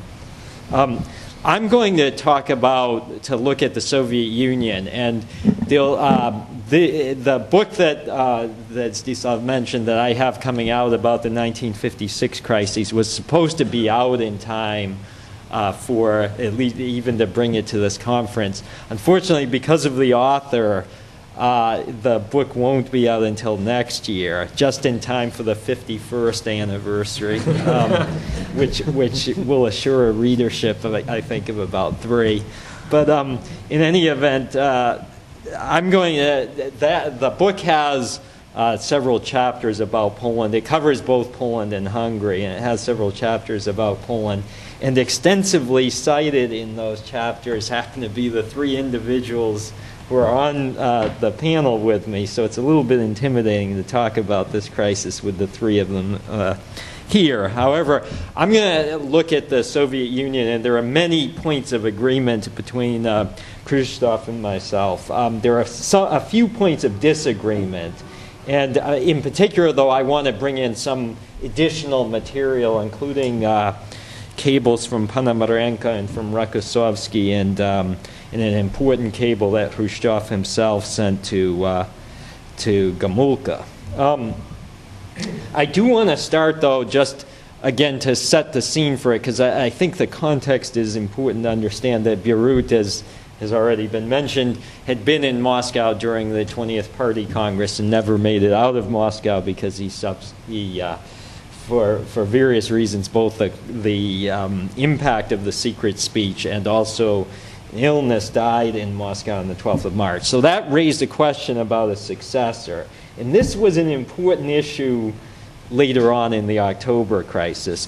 Khrushchev made the unprecedented step of coming to the Polish Central Committee meeting that chose a successor. He wasn't wanted there, but he insisted on staying and played an important role in the selection of Edvard Ohab. Now, that, again, let me mention, Ohab was brought in under Khrushchev's auspices. The irony is that by October, as I will make clear shortly, the Soviet leadership had come intensely to dislike Ohab and to mistrust him thoroughly. Khrushchev does refer to this obliquely in his memoirs, but now the documentation makes this abundantly clear. It also changes my view. Some of the documentation that's emerged has changed my view of what happened in October as well, at least in the lead up to the confrontation on the 19th of October. Now, in the immediate aftermath, or the spring of 1956, and again, this has been discussed a bit already and is discussed in great detail in Pavel's excellent book about 1956 that came out back in the 1990s. Basically that public opinion in Poland was increasingly anti-Soviet. This was one of the early strands to emerge, but this was not lost on Soviet leaders at all.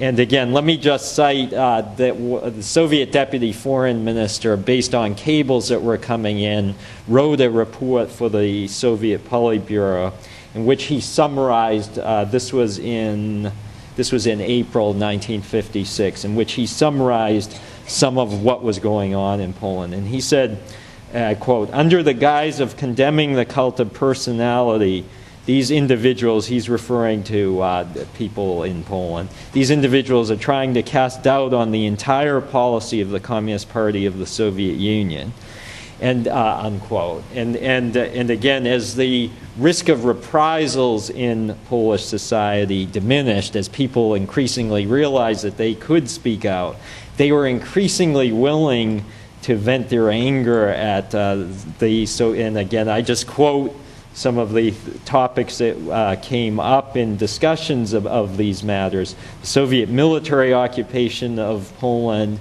the need for Soviet occupation forces to be pulled out.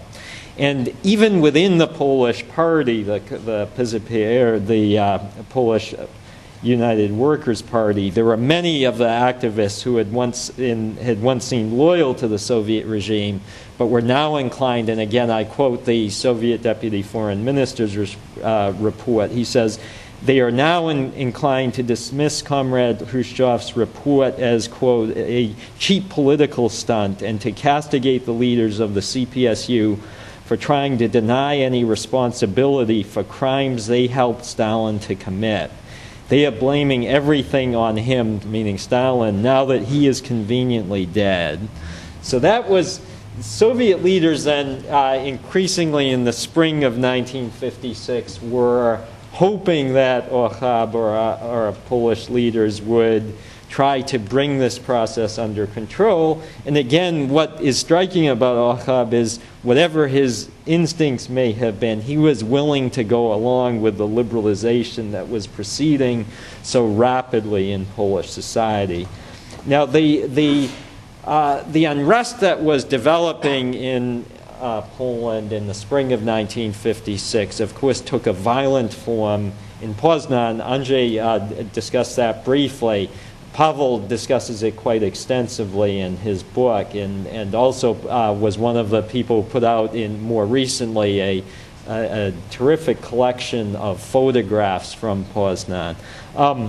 But let me just quickly highlight it, though, because in the recent article in Time magazine about Hungary in 1956, it cites Eric Lessing. He was the Life magazine photographer back in 1956 and took some brilliant photographs of the revolution in Hungary. And he's cited in this article, the Time magazine article, and he says here, this meaning the Hungarian Revolution was not just a little uprising like in Poland. Well, let me just stress, Poznan was not a little uprising. It was a city of 360,000 in which there was a ferocious fighting going on during the height of the uprising. The numbers killed, and as Andrzej mentioned, just the sheer number of forces that had to be deployed to put this down were really quite remarkable. The number of those tanks and armored personnel carriers that were destroyed in the fighting were again remarkable. This event was really set the scene for what was occurring in both Poland and Hungary over the next few months. First, it had made clear the volatility of the situation and the potential for an explosion, but also it demonstrated how violent the anti-Soviet sentiment could become, because again, this uprising very quickly took on a profoundly anti-Soviet orientation.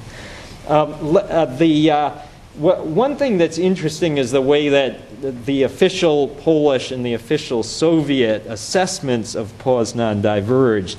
Initially, during the first few days after Poznan, official Polish assessments were quite similar to those of Soviet assessments, but soon thereafter they diverged quite markedly.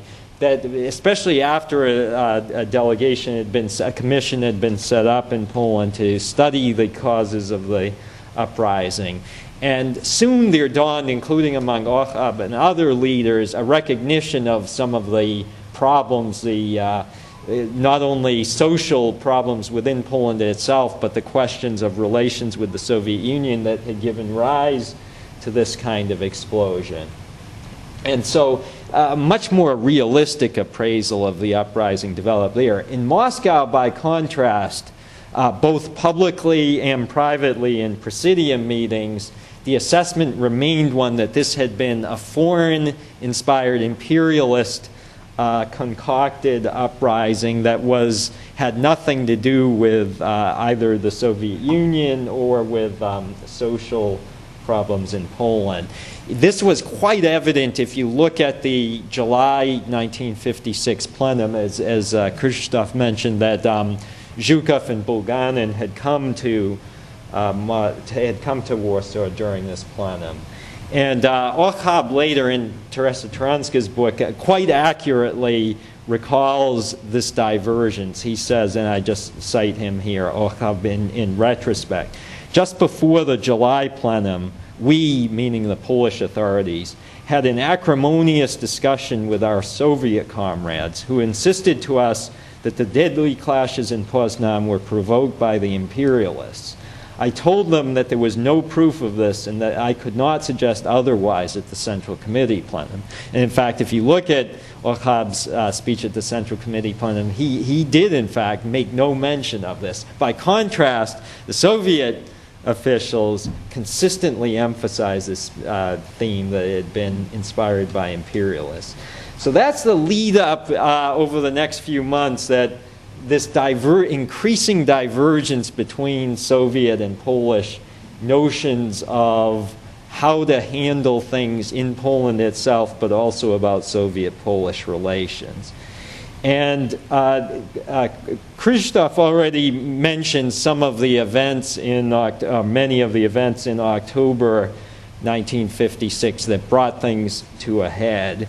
Let me, though, and I think I can shed some additional light on, particularly on the confrontation on the 19th of October and how things arrived at that.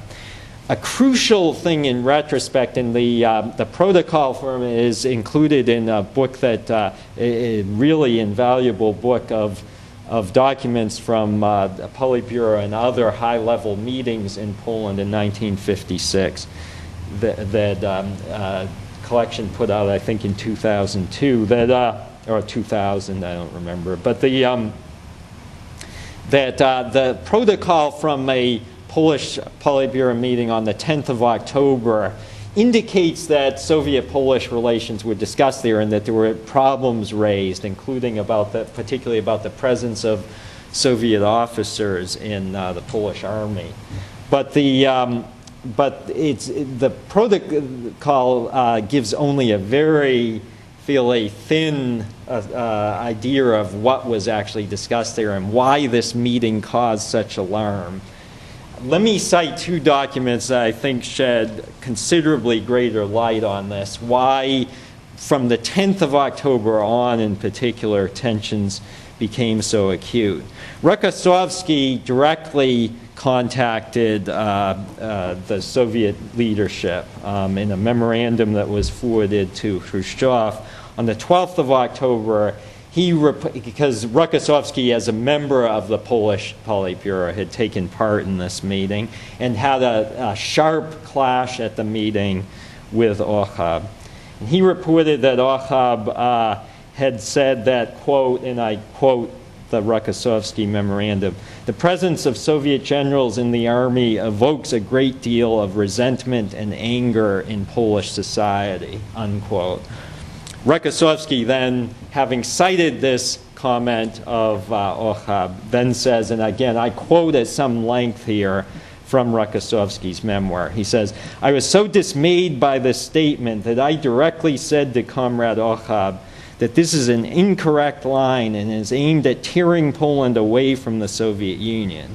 I said that there is absolutely no need to rush in dealing with this question," meaning the presence of Soviet officers in the Polish army, "and that an agreement exists between the governments of the USSR and the Polish People's Republic about the gradual replacement," emphasis on gradual replacement, "of the Soviet officers and the reduction of advisors. This agreement now needs to be implemented. I said," and I continue quoting here from Rokossovsky, "I said that the Polish army includes Soviet officers who served alongside the Polish forces from the USSR all across Poland through to Berlin." He's referring to the wartime experience. "These are honest, committed, and hard-working officers. They played a decisive role in organizing and setting up the Polish army," unquote. Rokossovsky then, after telling the Soviet leaders how he had responded, the rebuff he had offered to Ochab, then says that his own comments were fully supported by people like Alexander Zawadzki, again a notorious Stalinist, as well as he cites others, Zinon Novak and others. He then says that Roman Zambrovsky in particular, and by the way, Khrushchev back in March had specifically tried to keep Zambrovsky from becoming party leader, one of the reasons that he supported Ochab. But he notes here that Zambrovsky and Sirang are carrying out a definite line aimed at tearing Poland away from the Soviet Union, unquote. This was followed, so this memorandum went directly to Khrushchev, and there were numerous passages in it underlined by Khrushchev. This was followed, though, by a much lengthier cable from Ponomarenko on the 13th of October, based in part on the 10th of October discussions. Ponomarenko wasn't at the Politburo meeting, but had heard about it from Rokossovsky. But more importantly is that Ochab had met with Ponomarenko on the 12th of October. So Ponomarenko, by the way, being, again, the Soviet ambassador in Warsaw at this time, used these meetings, the Politburo meetings, to put together an extremely alarming assessment of where events were heading in Poland. He cited in particular 3 issues that of which I just want to highlight them because 2 of them are fairly well known. I think a third one isn't as well known, but I think is extremely important. One of these was a question of unequal economic relations, particularly the highly subsidized coal sales that Poland had long been obliged to provide to the Soviet Union. Ochab at the meeting, according to Ponomarenko, the meeting on the 12th of October had referred to these as reparations and demanded that they be ended. A second question was that Ochab, according to Ponomarenko, was demanding the immediate withdrawal of Soviet marshals and generals from the Polish army. And this is largely in accord with what Rokossovsky says as well. Instead of the gradual replacement of them, the immediate withdrawal of them. The third issue that Ponomarenko cites, I want to emphasize because I think in understanding why Soviet leaders came to Warsaw is important, is that it basically involved the shearing, what Ochab saw as the need to share responsibility among Soviet leaders for Stalinist crimes. That according to Ponomarenko, Ochab was proposing that Ponomarenko inform the Soviet leaders, and again I quote from Ponomarenko's memoir, from his cable, "Our party members do not want to accept the notion that responsibility for the shootings and repression of hundreds of thousands of people, including Poles, can be attributed solely to Stalin. Others must also be brought to account," unquote. Now this is an issue, given the nature of the people who were Stalin's successors, all of whom had extensive blood on their hands. This was an issue that was bound to raise a red flag. And in fact, I was quite stunned when I saw how directly Ochab had raised this, assuming that Ponomarenko's cable is correct.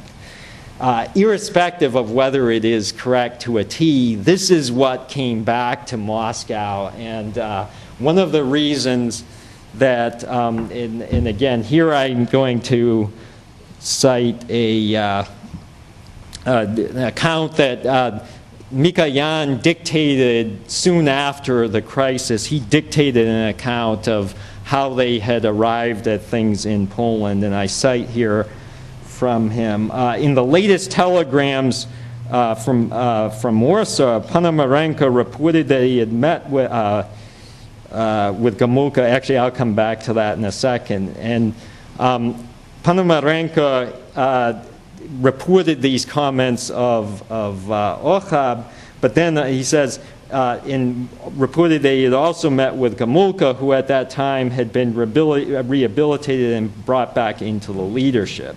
Ponomarenko spoke in positive terms about Gomulka's attitude toward our country. By contrast, Ponomarenko harshly criticized Ochab and the rest of the leadership. So he's referring here to the cable from the 13th of October that Ponomarenko had sent. One of the consequences of Ponomarenko's cable, and again, here I just want to cite the conclusion of it, again, to give you a flavor for the type of thing that was going to Soviet leaders at this critical moment.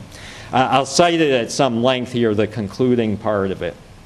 In conclusion, I must report that I am alarmed by the approach of the PZPR Central Committee plenum.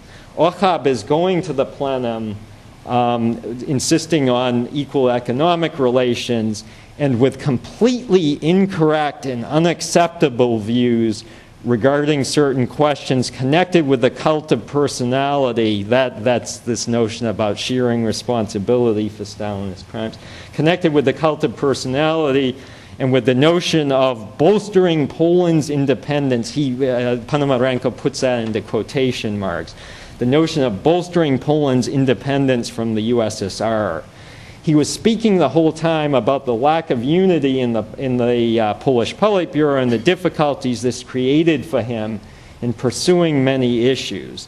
But he no longer wants to rely on the Politburo members who are ready to give him full support. Zawadzki, Rokossovsky, Nowak, he's citing here basically the notorious Stalinists. More and more often, Ochab enters into bitter polemics with them because they do not support his incorrect positions. Zambrovsky, and again, Zambrovsky here raised real red flags for the Soviet leaders. They hated him. Zambrovsky and the group aligned with him are having a great influence on Ochab. Moreover, it is possible that these sentiments of Ochab on certain matters reflect the processes unfolding around Gomulka and so forth. So not to dwell on this too much longer, because I realize the time is short, but I do want to say that Mikoyan's account makes clear what the consequence of this was. He says, "We were especially upset to learn that there was disarray within the Polish United Workers' Party and that the leadership headed by Ochab had turned its back against us. If its back was against us, that means its face was toward the west. There could be no other possibility. This was a great threat for us." So the result was then on a sequence of events on the 17th and 18th of November, and I'm just going to quickly touch on these to emphasize how we got to the confrontation on the 19th. First, on the 17th of October, again, a document I was unaware of until I recently saw it. Certainly knew nothing about it because it hadn't been discussed before, was Khrushchev on the 17th of October, in part as a result of Ponomarenko's positive references to Gomulka as compared to Ochab. Ochab was depicted in uniformly negative ways by Ponomarenko, whereas Ponomarenko suggested that Gomulka would be far more willing to comply with Soviet demands. So Khrushchev sent a cable to Gomulka via Ponomarenko saying, and again I quote Khrushchev's cable, "We are very," or his instructions to Ponomarenko, I should say, "We are very happy that he," meaning Comrade Gomulka, "is moving back toward the leadership of the party, and that even during Stalin's lifetime we sympathized with him," unquote.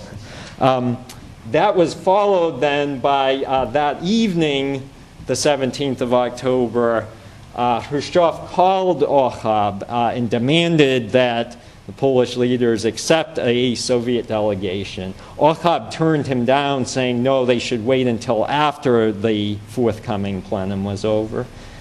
Ponomarenko then again contacted Ochab later that evening and informed him at this point that a Soviet delegation would be coming, irrespective of whether it was wanted.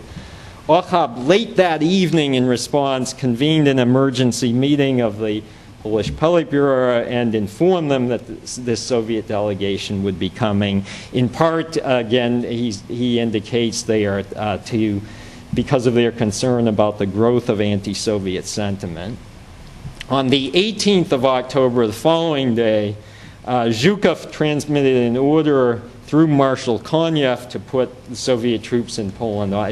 What Khrushchev mentioned, that Soviet troops in Poland were put on alert. The Soviet Baltic Fleet, units in the Baltic, of the Soviet Union's Baltic military district were put on combat alert.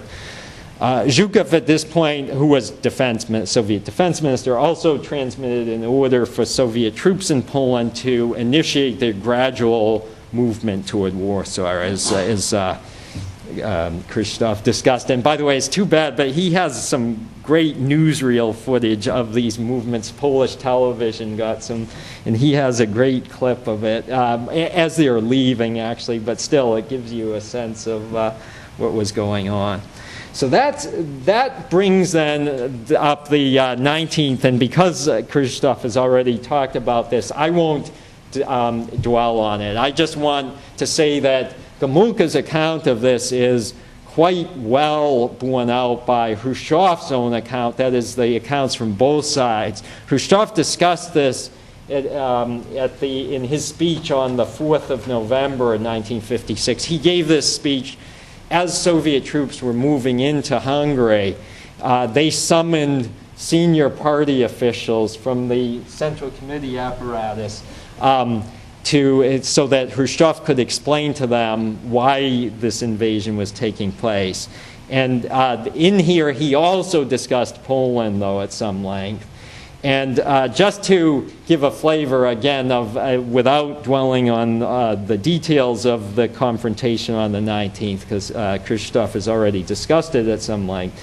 But what's interesting is just Khrushchev's quite candid comments about it here. He says, the tenor, we held heated discussions there, meaning when they showed up in Warsaw. The tenor of these conversations did not at all correspond to the communique that was published. The communique said that, quote, the discussions were conducted in an atmosphere of friendly party openness, unquote. With regard to openness, one could say that we did indeed talk openly, but with regard to the notion that these conversations were friendly, well, that was not at all the case. However, we agreed with the Polish comrades to publish a communique of this sort. We wanted friendship to exist between us. As a matter of fact, we went to Warsaw so that there would be friendship. But when we held our discussions there, the comments that were made, especially on our part, were frequently rude. I acknowledge that we behaved boorishly there because we had become so emotional in watching the alarming events in Poland and evaluated them in our own way. I won't, again, just to talk quickly about the events of the 20th, 21st. According to Mikoyan's account, and again, why I think you can interpret those comments on the 20th of October as indicating an initial decision to send troops to Poland to put an end to what is going on in Poland. Mikoyan suggests that, contrary to what he wanted, that this is what the initial decision was to intervene in Poland. That was changed on the 21st, in part because they, by that point, had received Gomulka's speech. The plenum itself was still going on, but they had Gomulka's speech and did see that there wouldn't at least be an immediate need for military intervention. However, as Khrushchev said, there still was a very uneasy settlement that even though on the 21st that there, in the very abbreviated Malin notes that are there, it does make clear that there was a decision to refrain from military intervention, that this was a quite precarious decision and still could have been reversed. However, let me say, I do want to put an end to what I regard as a myth about Chinese role here, because first, I've never understood the notion that China would have a veto over Soviet actions in Europe, which never seemed particularly plausible to me. But fortunately, I was able to get a hold of cables that Pavel Yudin, the Soviet ambassador in China, was sending back during this period. He met with Mao on the 21st of October, as well as had sent an initial cable after the very terse comments from the Soviet leadership to the Chinese and East European leaders were sent out on the 18th of October, saying that they would be kept apprised of further developments. When Yudin met with Mao on the 21st of October, Mao was mainly expressing concern that he hadn't been given any further information. He wasn't saying anything about the situation in Poland. All he was expressing concern about was that there wasn't adequate information. It was in part for that reason that on the 21st, Soviet leadership agreed to invite delegations from China and from other countries to Moscow. However, the Chinese delegation, for various reasons, was delayed in getting there and didn't actually arrive until the evening of the 24th. Did meet with Soviet leaders at that point, but clearly played no role at all in decisions about Poland. Tomorrow I can comment as well about the Chinese role in Hungary, which I think has been equally shrouded in myths. But the point that I want to emphasize here is that Soviet leaders decided what to do about Poland and about Hungary. They were willing to go through the appearance of consulting with other leaders, and in fact were interested in what other leaders thought, but the decisions were made in Moscow. One further point before I conclude here would be that, as I mentioned, this remained a very uneasy settlement with Polish leaders. Gomulka did, and it's now, I think, quite clear from the Soviet side as well, which bears out what we know from the Polish side, did offer assurances that were deemed credible by Soviet leaders. This is emphasized by Khrushchev in his 4th of November speech. It's brought up by Mikoyan in his account, and as well it's reflected in comments in the Mali notes. So it does seem that there was confidence, at least for the time being, in Gomulka. Troop movements did continue, though, according to Khrushchev's account, until the 23rd of October. And those troops could still, given how long it took them to return to their barracks, could still have been used. What ultimately, I think, put an end to any further notion of the use of Soviet military force in Poland was the outbreak of the Hungarian Revolution, because once there was a dual crisis underway, once there was a prospect of having to use military force on two fronts simultaneously. That was something that Soviet leaders were desperate to avoid facing. If Gomulka could offer them a settlement that was at least acceptable, even though Khrushchev made clear there was a lot that they still didn't like, but at least it was minimally acceptable, then they could turn and deal with Hungary in the way that was needed, because that situation was clearly becoming wholly unacceptable. So in that sense, I think Hungary saved Poland, at least to a degree, whereas the general context set by what was going on in Poland, that if Hungary suddenly broke away from the Soviet bloc through violent revolution, who knows what would have happened in Poland? There may well have been pressure for a similar break away from the Soviet bloc. It was knowledge of that that contributed to the Soviet decision to intervene in Hungary. The whole question of, well, where will events lead if Hungary does go? We'll be coming back to this tomorrow. So the end then would be that Hungary, in some sense, saved Poland, but that the Polish events themselves may have helped doom Hungary. Thank you very much for this presentation. I was astonished, I must say, in the morning to hear that Khrushchev was, among other, sensible human being, because I never thought about Khrushchev in this way.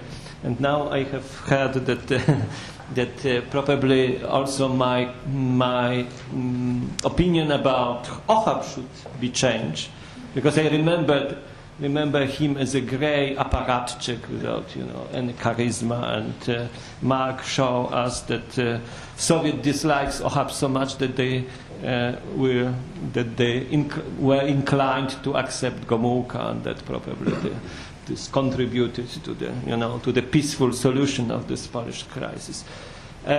So now we have a time for discussion. I think half an hour. Comments. Questions? Yeah, please. I haven't remembered so well because I graduated from high school A week later, in front of the New York Daily News, Poznan. And as I think back, I'm not an academic, I work on Wall Street, but I've always been interested in Eastern Europe.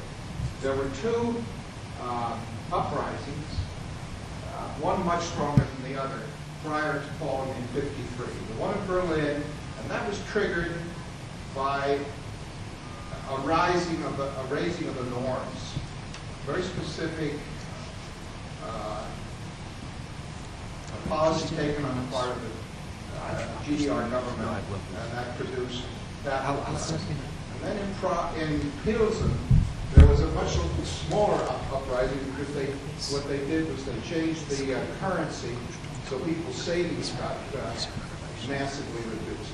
What specifically triggered the Poznan uprising? Was there something such as this, or was it sort of part of a broader? Somehow, when people gathered in front of that security building, what produced the riot? Who would like to answer this? Maybe you? Well, in case of a Poznan uprising, you can't just mention one specific reason, like raising production norms, as in East Germany. For me, the Poznan uprising is an example of a revolt which happens at the time of a liberalization of a dictatorial regime. This moment very often turns out to be the most dangerous for the dictatorial regimes which want to introduce reforms and liberalize the political line. In Poznań, the workers protested for several weeks before they go out to the streets. They wanted their salaries go up. They wanted the production norms go down. They protested against the social and economic conditions at their workplaces. But the reason for this very dramatic increase of protests was due to the relaxation in the behavior of security apparatus. If it was 2 years earlier, the security apparatus would simply arrest all the leaders of the workers in Poznań. In the spring or in June '56, security apparatus was in such a state of disarray that they were not able to introduce any consistent policy which would be effective as a preventive measure. So Poznań uprising was a protest against the Stalinist policy, against the Sovietization of Poland, but it could take place only at the moment of liberalization. Yes, let me add. I would agree completely with Pavel. In fact, in my chapter on Poznan, I specifically, toward the beginning of it, cite Tocqueville and Crane Brinton, who expressed precisely the view that Pavel just mentioned about the danger of when a highly repressive regime starts to liberalize itself, that what earlier seemed tolerable to people because they had no hope of changing it suddenly begins to seem intolerable, and they want to change it immediately. So I would very much agree with what he said. Let me also, if I just very quickly could clarify one point I didn't bring out enough, is that when Soviet leaders came to Warsaw on the 19th of October, they suddenly realized that what they had been told about Gomulka wasn't accurate, that Gomulka wasn't going to be any more willing to comply with their demands than Ochab was. That's why they were so fiercely critical of Ponomarenko afterward, that he had given them the impression that they should really boost Gomulka because he would be willing to support them. It did turn out to be the case, though, because I don't think Ochab would have been willing to go along with the types of things that Gomulka soon did. But in any event, one of the reasons that this issue is brought up over and over about Ponomarenko's incompetence was this. Okay, now Krzysztof Persak has some. Yes, just let me yeah, okay. Just let me comment shortly on Mark Kramer's presentation. I was happy to hear it because it was revealing to me in regard to his recent findings in Russian archives. And as Mark rightly said, well, these two, I have a feeling that these two presentations were completing each other. And as Mark rightly said, we agree most points, but in some we disagree. And one point I'm not sure Mark is right is the assessment of the Chinese intervention, whether it had any influence. I probably wouldn't risk to say that it was a decisive factor on the influencing the Soviet decision not to intervene in Poland. But I think, based on various sources, that the Chinese did express their disagreement or as to the Soviet plans, but this would probably require organizing a separate seminar, so I'm not continuing on this subject. But I think what's interesting, and Mark rightly underlined it, is the role of Ochap, and he is an individual very much underestimated in Polish historiography. He doesn't even have a biography written, but in these days preceding the 8th plenum, particularly on 15th and 17th October, there were meetings of the Politburo which were devoted to the preparations of the plenum, and fortunately we have the verbatim transcript of the discussion. And what results from it is that during these meetings, Ochap presented the draft of his speech at the plenum, because it was planned that it would be the current first secretary, Ochap, who would have the speech at the plenum, not Gomułka. We didn't find the text of the draft of Ochap's speech, so we didn't know exactly what he was going to say. But from the discussion, what we can imply from the discussion about this speech results that it was quite conservative, and Ochap was criticized at this Politburo meeting by the liberal faction for being too conservative, that what he is going to say is not enough in the current situation, the current state. So I don't think he was as pro-reformatory as Ponomarenko portrayed him in his reports to Khrushchev. Yeah, I would agree. I mean, I think that Ochap went along with the liberalization contrary to his better instincts. You know, that he was someone who didn't want to act to put an end to it, but wasn't very enthusiastic about it. Somewhat like Stanislav Kania in 1980 and 81. Okay, we have here further question, please. The Poznan riots did have a kernel. The workers had sent the delegation to Moscow. Not to Moscow, to Warsaw. And the delegation, some of them came back. I mean, there was confusion about what had happened, but nothing much had happened. They had talks in Warsaw, but they had been absolutely inconclusive.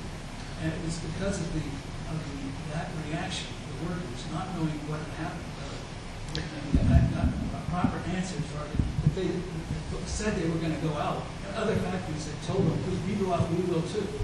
So it wasn't just a situation. Yeah, the negotiations in Warsaw did not produce any concrete results, so the workers were disappointed. And moreover, there were the rumors that the delegation was arrested in Warsaw, which was not true.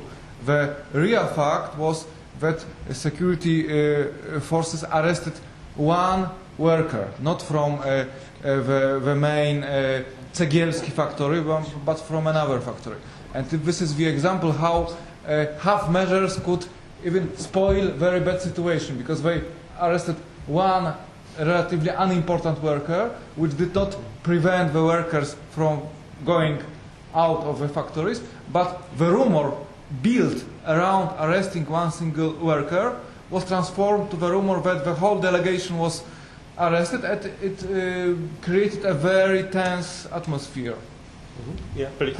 With regard to Poznan, it's maybe worth mentioning that Poznan, the whole region, was quite conservative, had a very high quality of workers' community. And the entire Wielkopolska was very much opposed, strongly opposed to communism. It was a stable community, used to rather high pre-war standards of life, very strong church influence. National very democracy. committed.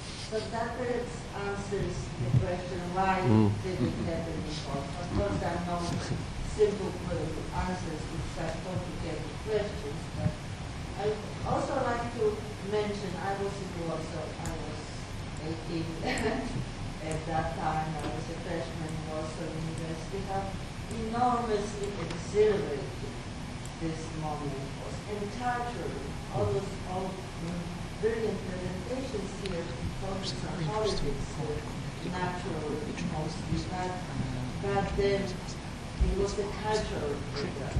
You know, the country lost the services of the intelligentsia, and for good. It was that total change of the climate, and for young people then in the university, it was fantastic. It lasted a very short time, maybe even only 2 months. September and October, because in November, the Bloc, we realized that this is it, no belief in communism after what they did in Hungary. So sorry, although perhaps we contributed specific research to the tragedy of Hungary, that we were great solidarity in Hungary, and after Hungary, it was truly not possible to honestly believe in communism for most of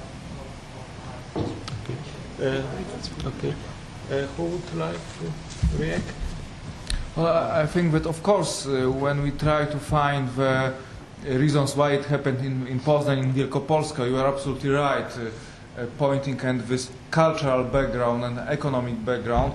And we also can say that the workers in Poznan were the people who very often worked in the same factories even in the pre-war period. This was not a new working class like in Nowa Huta, let's say. So there was a tradition of the working class protest. That's why, for example, when the workers went out from a Cegielski factory, they marched the same way which was used by the workers in the 30s during their protest. So there were patterns of collective workers' protest in Poznan which were absent in many new industrial towns, for example. Okay. Would you like if I may? Okay, please.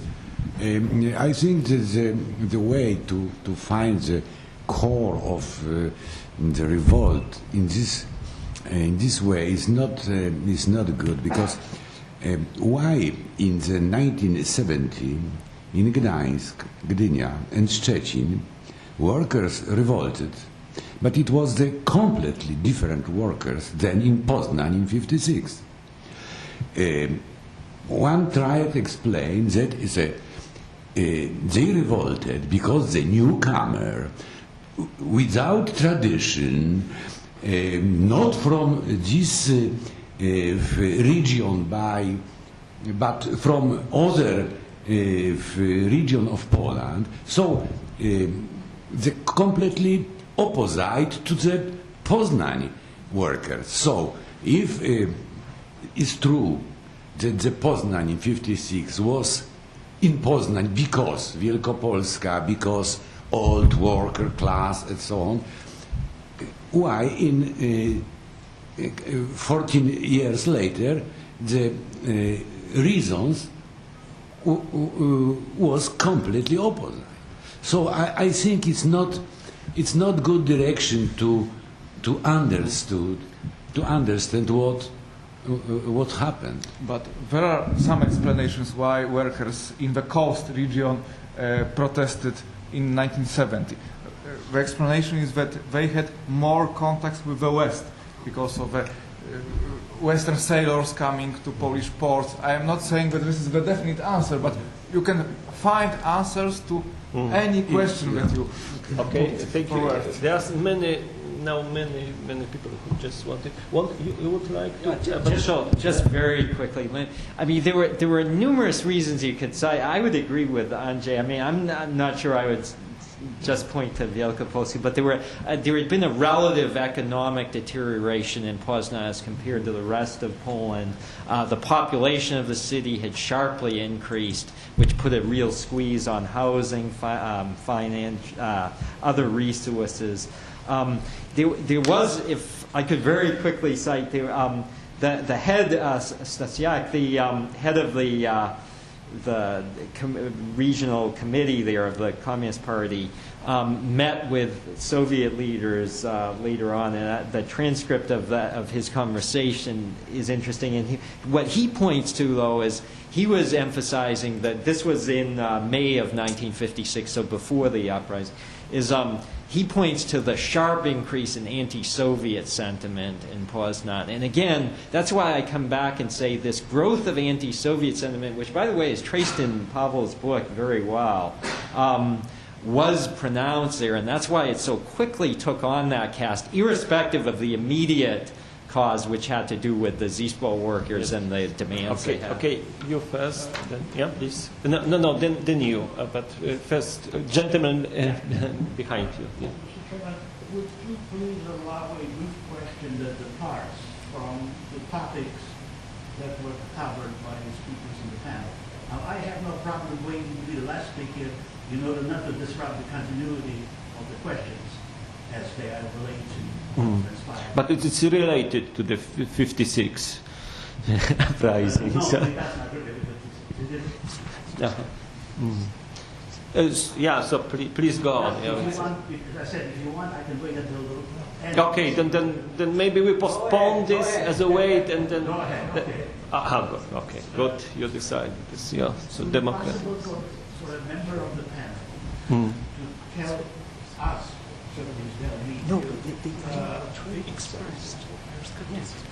briefly, what was the background to the Soviet decision to permanently take over the Polish Eastern territories and incorporate them to Soviet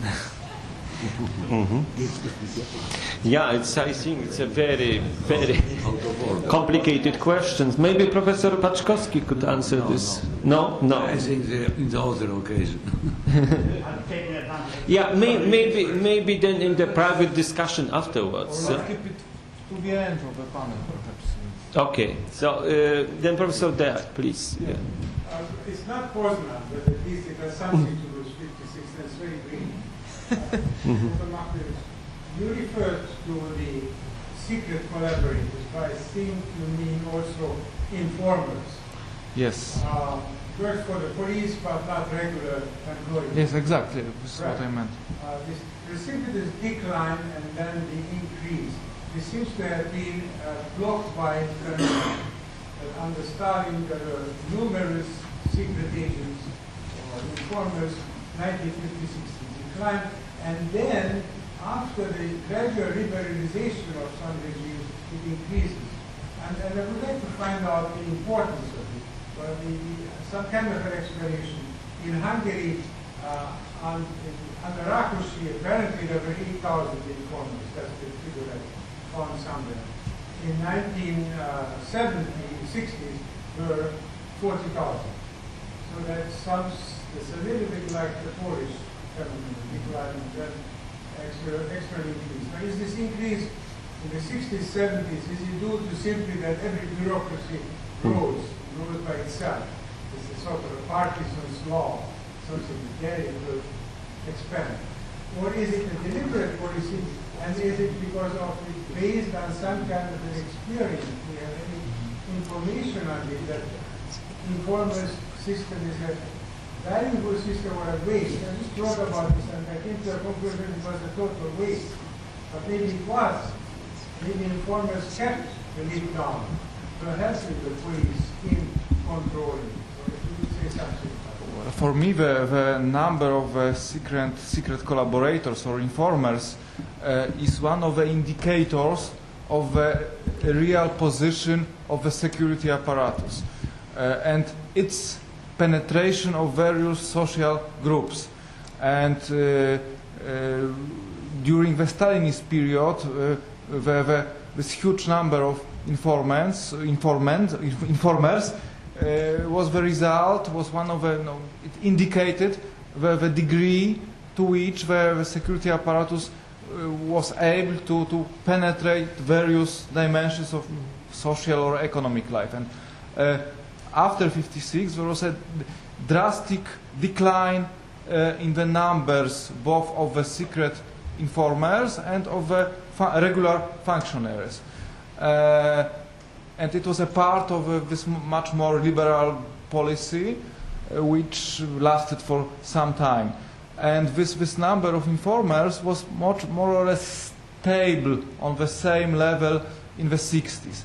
And it started to rise again in the mid-70s, and you could perhaps somehow tie this phenomenon with the growth, with the birth and the growth of the opposition movements in Poland, which started in mid-70s, in 76. And the highest rise of the numbers is in the 80s, when the Solidarity movement started to function. Okay, you are the next, and then you, yeah, please. The panel has named events in Poland in 1956. But there's one event which I think we really should have paid some attention to because it's a background of almost everything that's been said, and that is the Poznan trials, which were going on just before the plenum, and which Warsaw Radio was covering very, very thoroughly, as were Western correspondents who were allowed there. And much of this was broadcast back in by RFE. And this had a tremendous change of mood in the country. Okay, maybe, because it was just a comment on the subject, maybe you, please. Yes, I'd like to ask Professor Marcevich that he mentioned that there were 8,000 people condemned to death and 20,000 killed in Falkirk. I don't remember whether this was just for the year 1932 or after the year 1932. No, I was probably not clear enough in my statements. There were more than 8,000 of death sentences, but not all these people were executed. More or less, 2/3 of the sentences were commuted, and these 20,000. This is the number of the people who died in prison or in labor camps. Not in fact, not from 44 till 56, 20,000 people. No, this is I see. So, but you are not talking about all the people who died at this time, because the numbers are the official Communist Party number is that 30,000 communists were killed. No, this is a completely different story. I deliberately did not refer to the human losses in the 40s because there are no reliable statistics. This is another story regarding the number of people killed in the 40s during the operations against the anti-communist underground. We can't really specify any numbers, either on the side of underground or on the side of communist forces. No, certainly thousands of people, but no there is precise. Published where they actually have a name list of 30,000 communists who were killed, so they have exact numbers. But this is absolutely unreliable. Well, okay, but I'm saying the way you presented it, you are really underestimating the number of people. No, he didn't deal with the 40s, though. So, no, that leads me to another question to Professor Persak, is that one thing he didn't mention in his presentation was that actually, first of all, what was the role of Soviet fear of conglomeration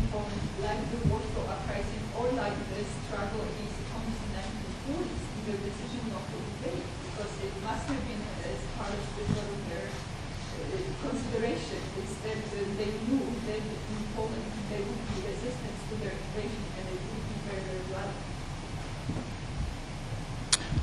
Well, I based on the archival sources and on the transcripts of discussions, and this argument was not used. Maybe they had this in their mind, but I have no evidence to quote it.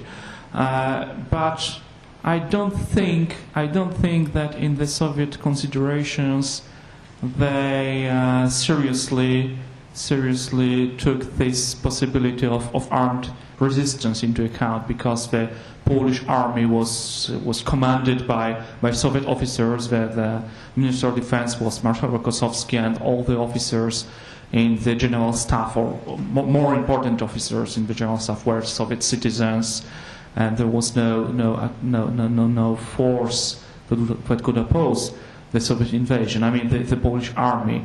There are some discussions whether the Internal Security Corps and their commanders were ready to give some resistance to the Soviet invasion, but I think to a great extent these claims by them in their memoirs written years after are to a great extent are a myth, and I don't think that any spontaneous resistance on the part of the population would be possible after the 10 or 15 years of Stalinism and crushing the anti-communist underground and with no access to weapons, for instance. So I don't think this would be any serious threat to the Soviet invasion if it happened. Very quickly, I agree with him. Plus, we do know that Soviet leaders anticipated resistance in Hungary, which of course they did encounter, and it didn't keep them from sending troops there. So even irrespective of what their precise judgment was about this matter, I do think that they felt there would be resistance, but as Krzysztof just said, it was much more of a disorganized sort. But still, I don't think that was a decisive factor in the decision not to intervene. Yeah, please. I have a question for Paolo and a question for Mark. Paolo, it's about collectivization. You mentioned that collectivization was an important factor. As you know, in Poland there was no collectivization after '56, and we also know that the collectivization project, after '56, in the other countries, which was fulfilled quite successfully, was a project of Khrushchev. So it was not an individual, lesson or assignment in individual countries, but it was as it happens, always comes from Moscow and it has to be fulfilled. And actually this was the case in all the other countries. The question is how this could have been different, the reason, the motivation, how this was different in the case of Poland.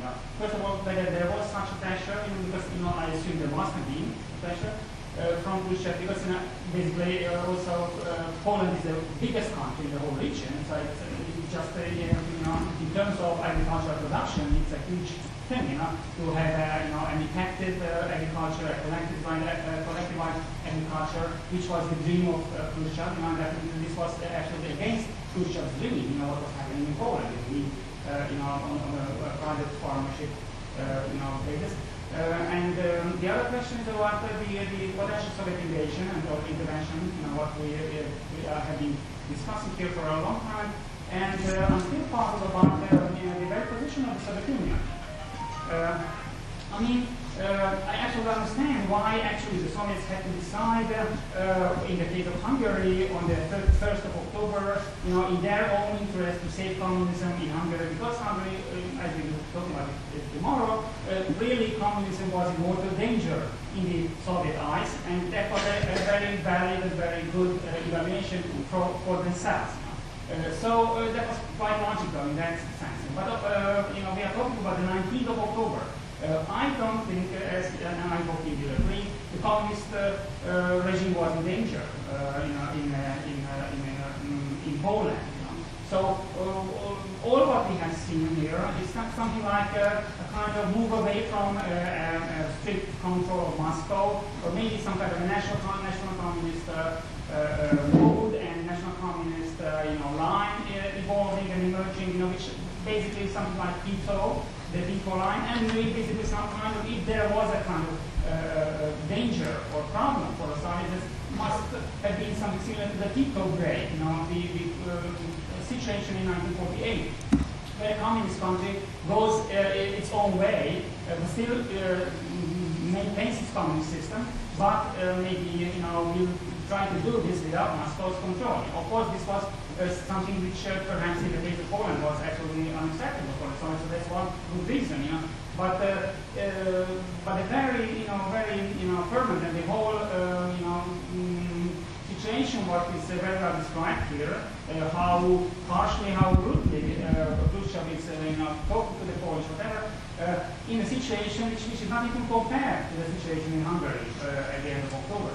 So, what was the one beyond the information you were talking about, anti-Soviet ferment and the very danger of maybe raising the responsibility of other leaders than Stalin for the crimes of Stalin, which is also a really important thing. But were there any other important, motivations in the Polish society, in the press, in public speech, everywhere, which could have been interpreted by the Soviets at the time, that this is really a very dangerous situation, and they actually had to risk military intervention, which was a very serious thing, if you understand what I mean. While the actual stake was not that high in Soviet terms. If you compare that stake to the actual stake to the Hungarian case a few days later. I think that Gomułka was very much against the collectivization of agriculture by means of force or by means of administrative pressure. Even in his memoirs, written much later, he put some recollections from the Soviet Union from the 30s. He spent some time in the Soviet Union in the 30s, and he remembered the fatal, disastrous consequences of the Soviet collectivization. And he thought that if such a model of collectivization was repeated in Poland, it would be a social disaster for millions of Polish peasants. And one of the reasons of his defiance to Stalin in 1948 was Gomułka's unwillingness to begin collectivization in Poland. And he his opinions were pretty similar in 1956. He gave this speech at the 8th plenum, in which he said that every peasant can quit collective farm, and the whole collectivization simply was smashed into pieces.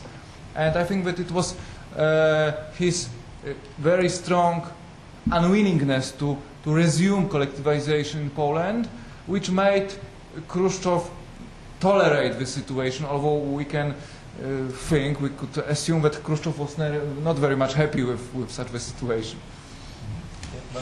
Yeah, let me just say that Khrushchev's speech on the 4th of November 1956, I think makes abundantly clear, precisely what you said. Although, again, I think it's clear from other sources as well, is that the major factor in Poland is that that Gomułka was able to give enough assurances that were convincing enough that they believed, A, that Poland was going to stay in the Warsaw Pact, that it would not ask for the withdrawal of Soviet troops, that that it would remain communist. All of those circumstances were present. Khrushchev cites them, and they were all completely different from what was going on in Hungary. Very quickly, one other point. On the 19th of October, however, what brought it to a head were these indications that Ochab, first of all, the crucial issue was the removal of Rokossovsky, but that Ochab was also going to press on other issues, the immediate withdrawal of all the other Soviet officers, and particularly the shearing of responsibility for Soviet crimes. One sentence about collectivization. Only in 1987, Gorbachev sent to Warsaw a group of specialists to study the possibility to have an individual agriculture in the socialist country. So this problem is not only for Khrushchev, but for Brezhnev, Andropov, and Chernenko. There is one very important thing that the Commander-in-Chief, Marshal Rokossovsky, at that time was seen as an arrogant drunkard by the Polish general, and all this arrogance went down the ranks to the all tactical division in Poland. So, and the person who spread this very negative information was the Rokossovsky, who was very unpleasant with his character in Poland. So.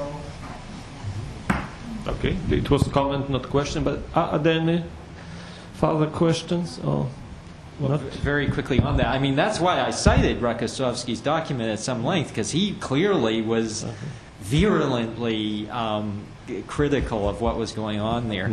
If I could add very quickly on the Poznan trials, you know, what's interesting about those trials is by the standards of the Soviet Bloc, you know, bearing that in mind, those were actually fairly open and how should I put it, scrupulous trials for the most part by the standards of the Soviet Bloc. Okay, last question. Yes. Well,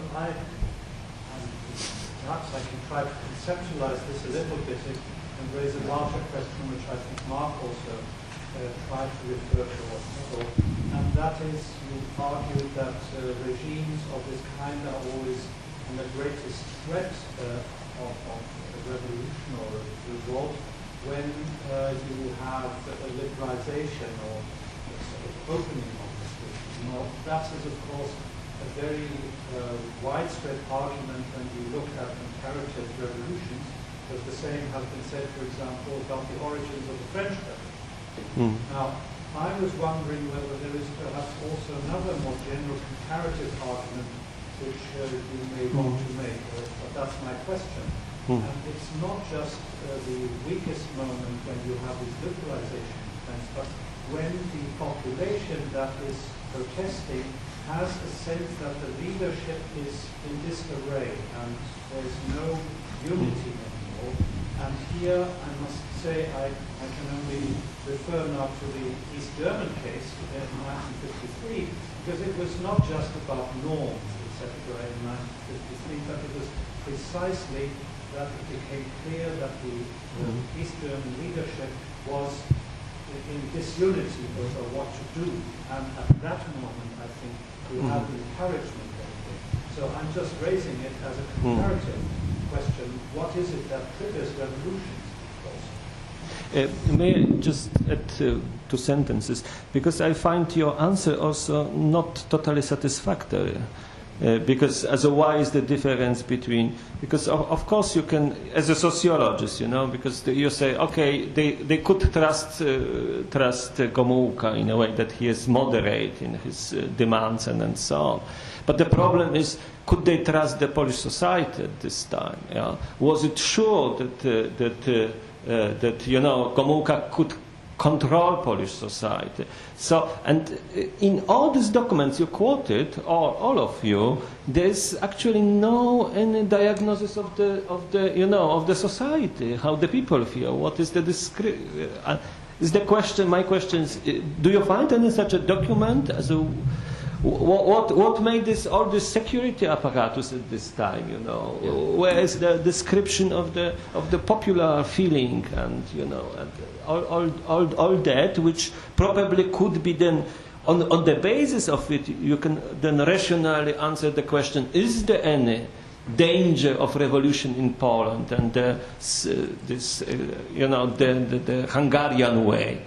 So, as far as I know, what my elderly colleagues who remember the time were involved in it, they say always it was not sure, you know, it was revolution, and they remember the famous meeting when the crowd in Warsaw meet Gomułka, and Gomułka said to them, "Go at home. Yeah. So but it was not sure that they will hear. Yeah, and they were so. This is why his charisma at this moment and his, opinion that he is anti-Soviets was very decisive at this point. But it was not, you have to look to do more social history, not only political history at this point. So and maybe. Okay, let me, if I can, I know all of us probably want to pick up on this, but let me, since I've got the biggest mouth, I'll start.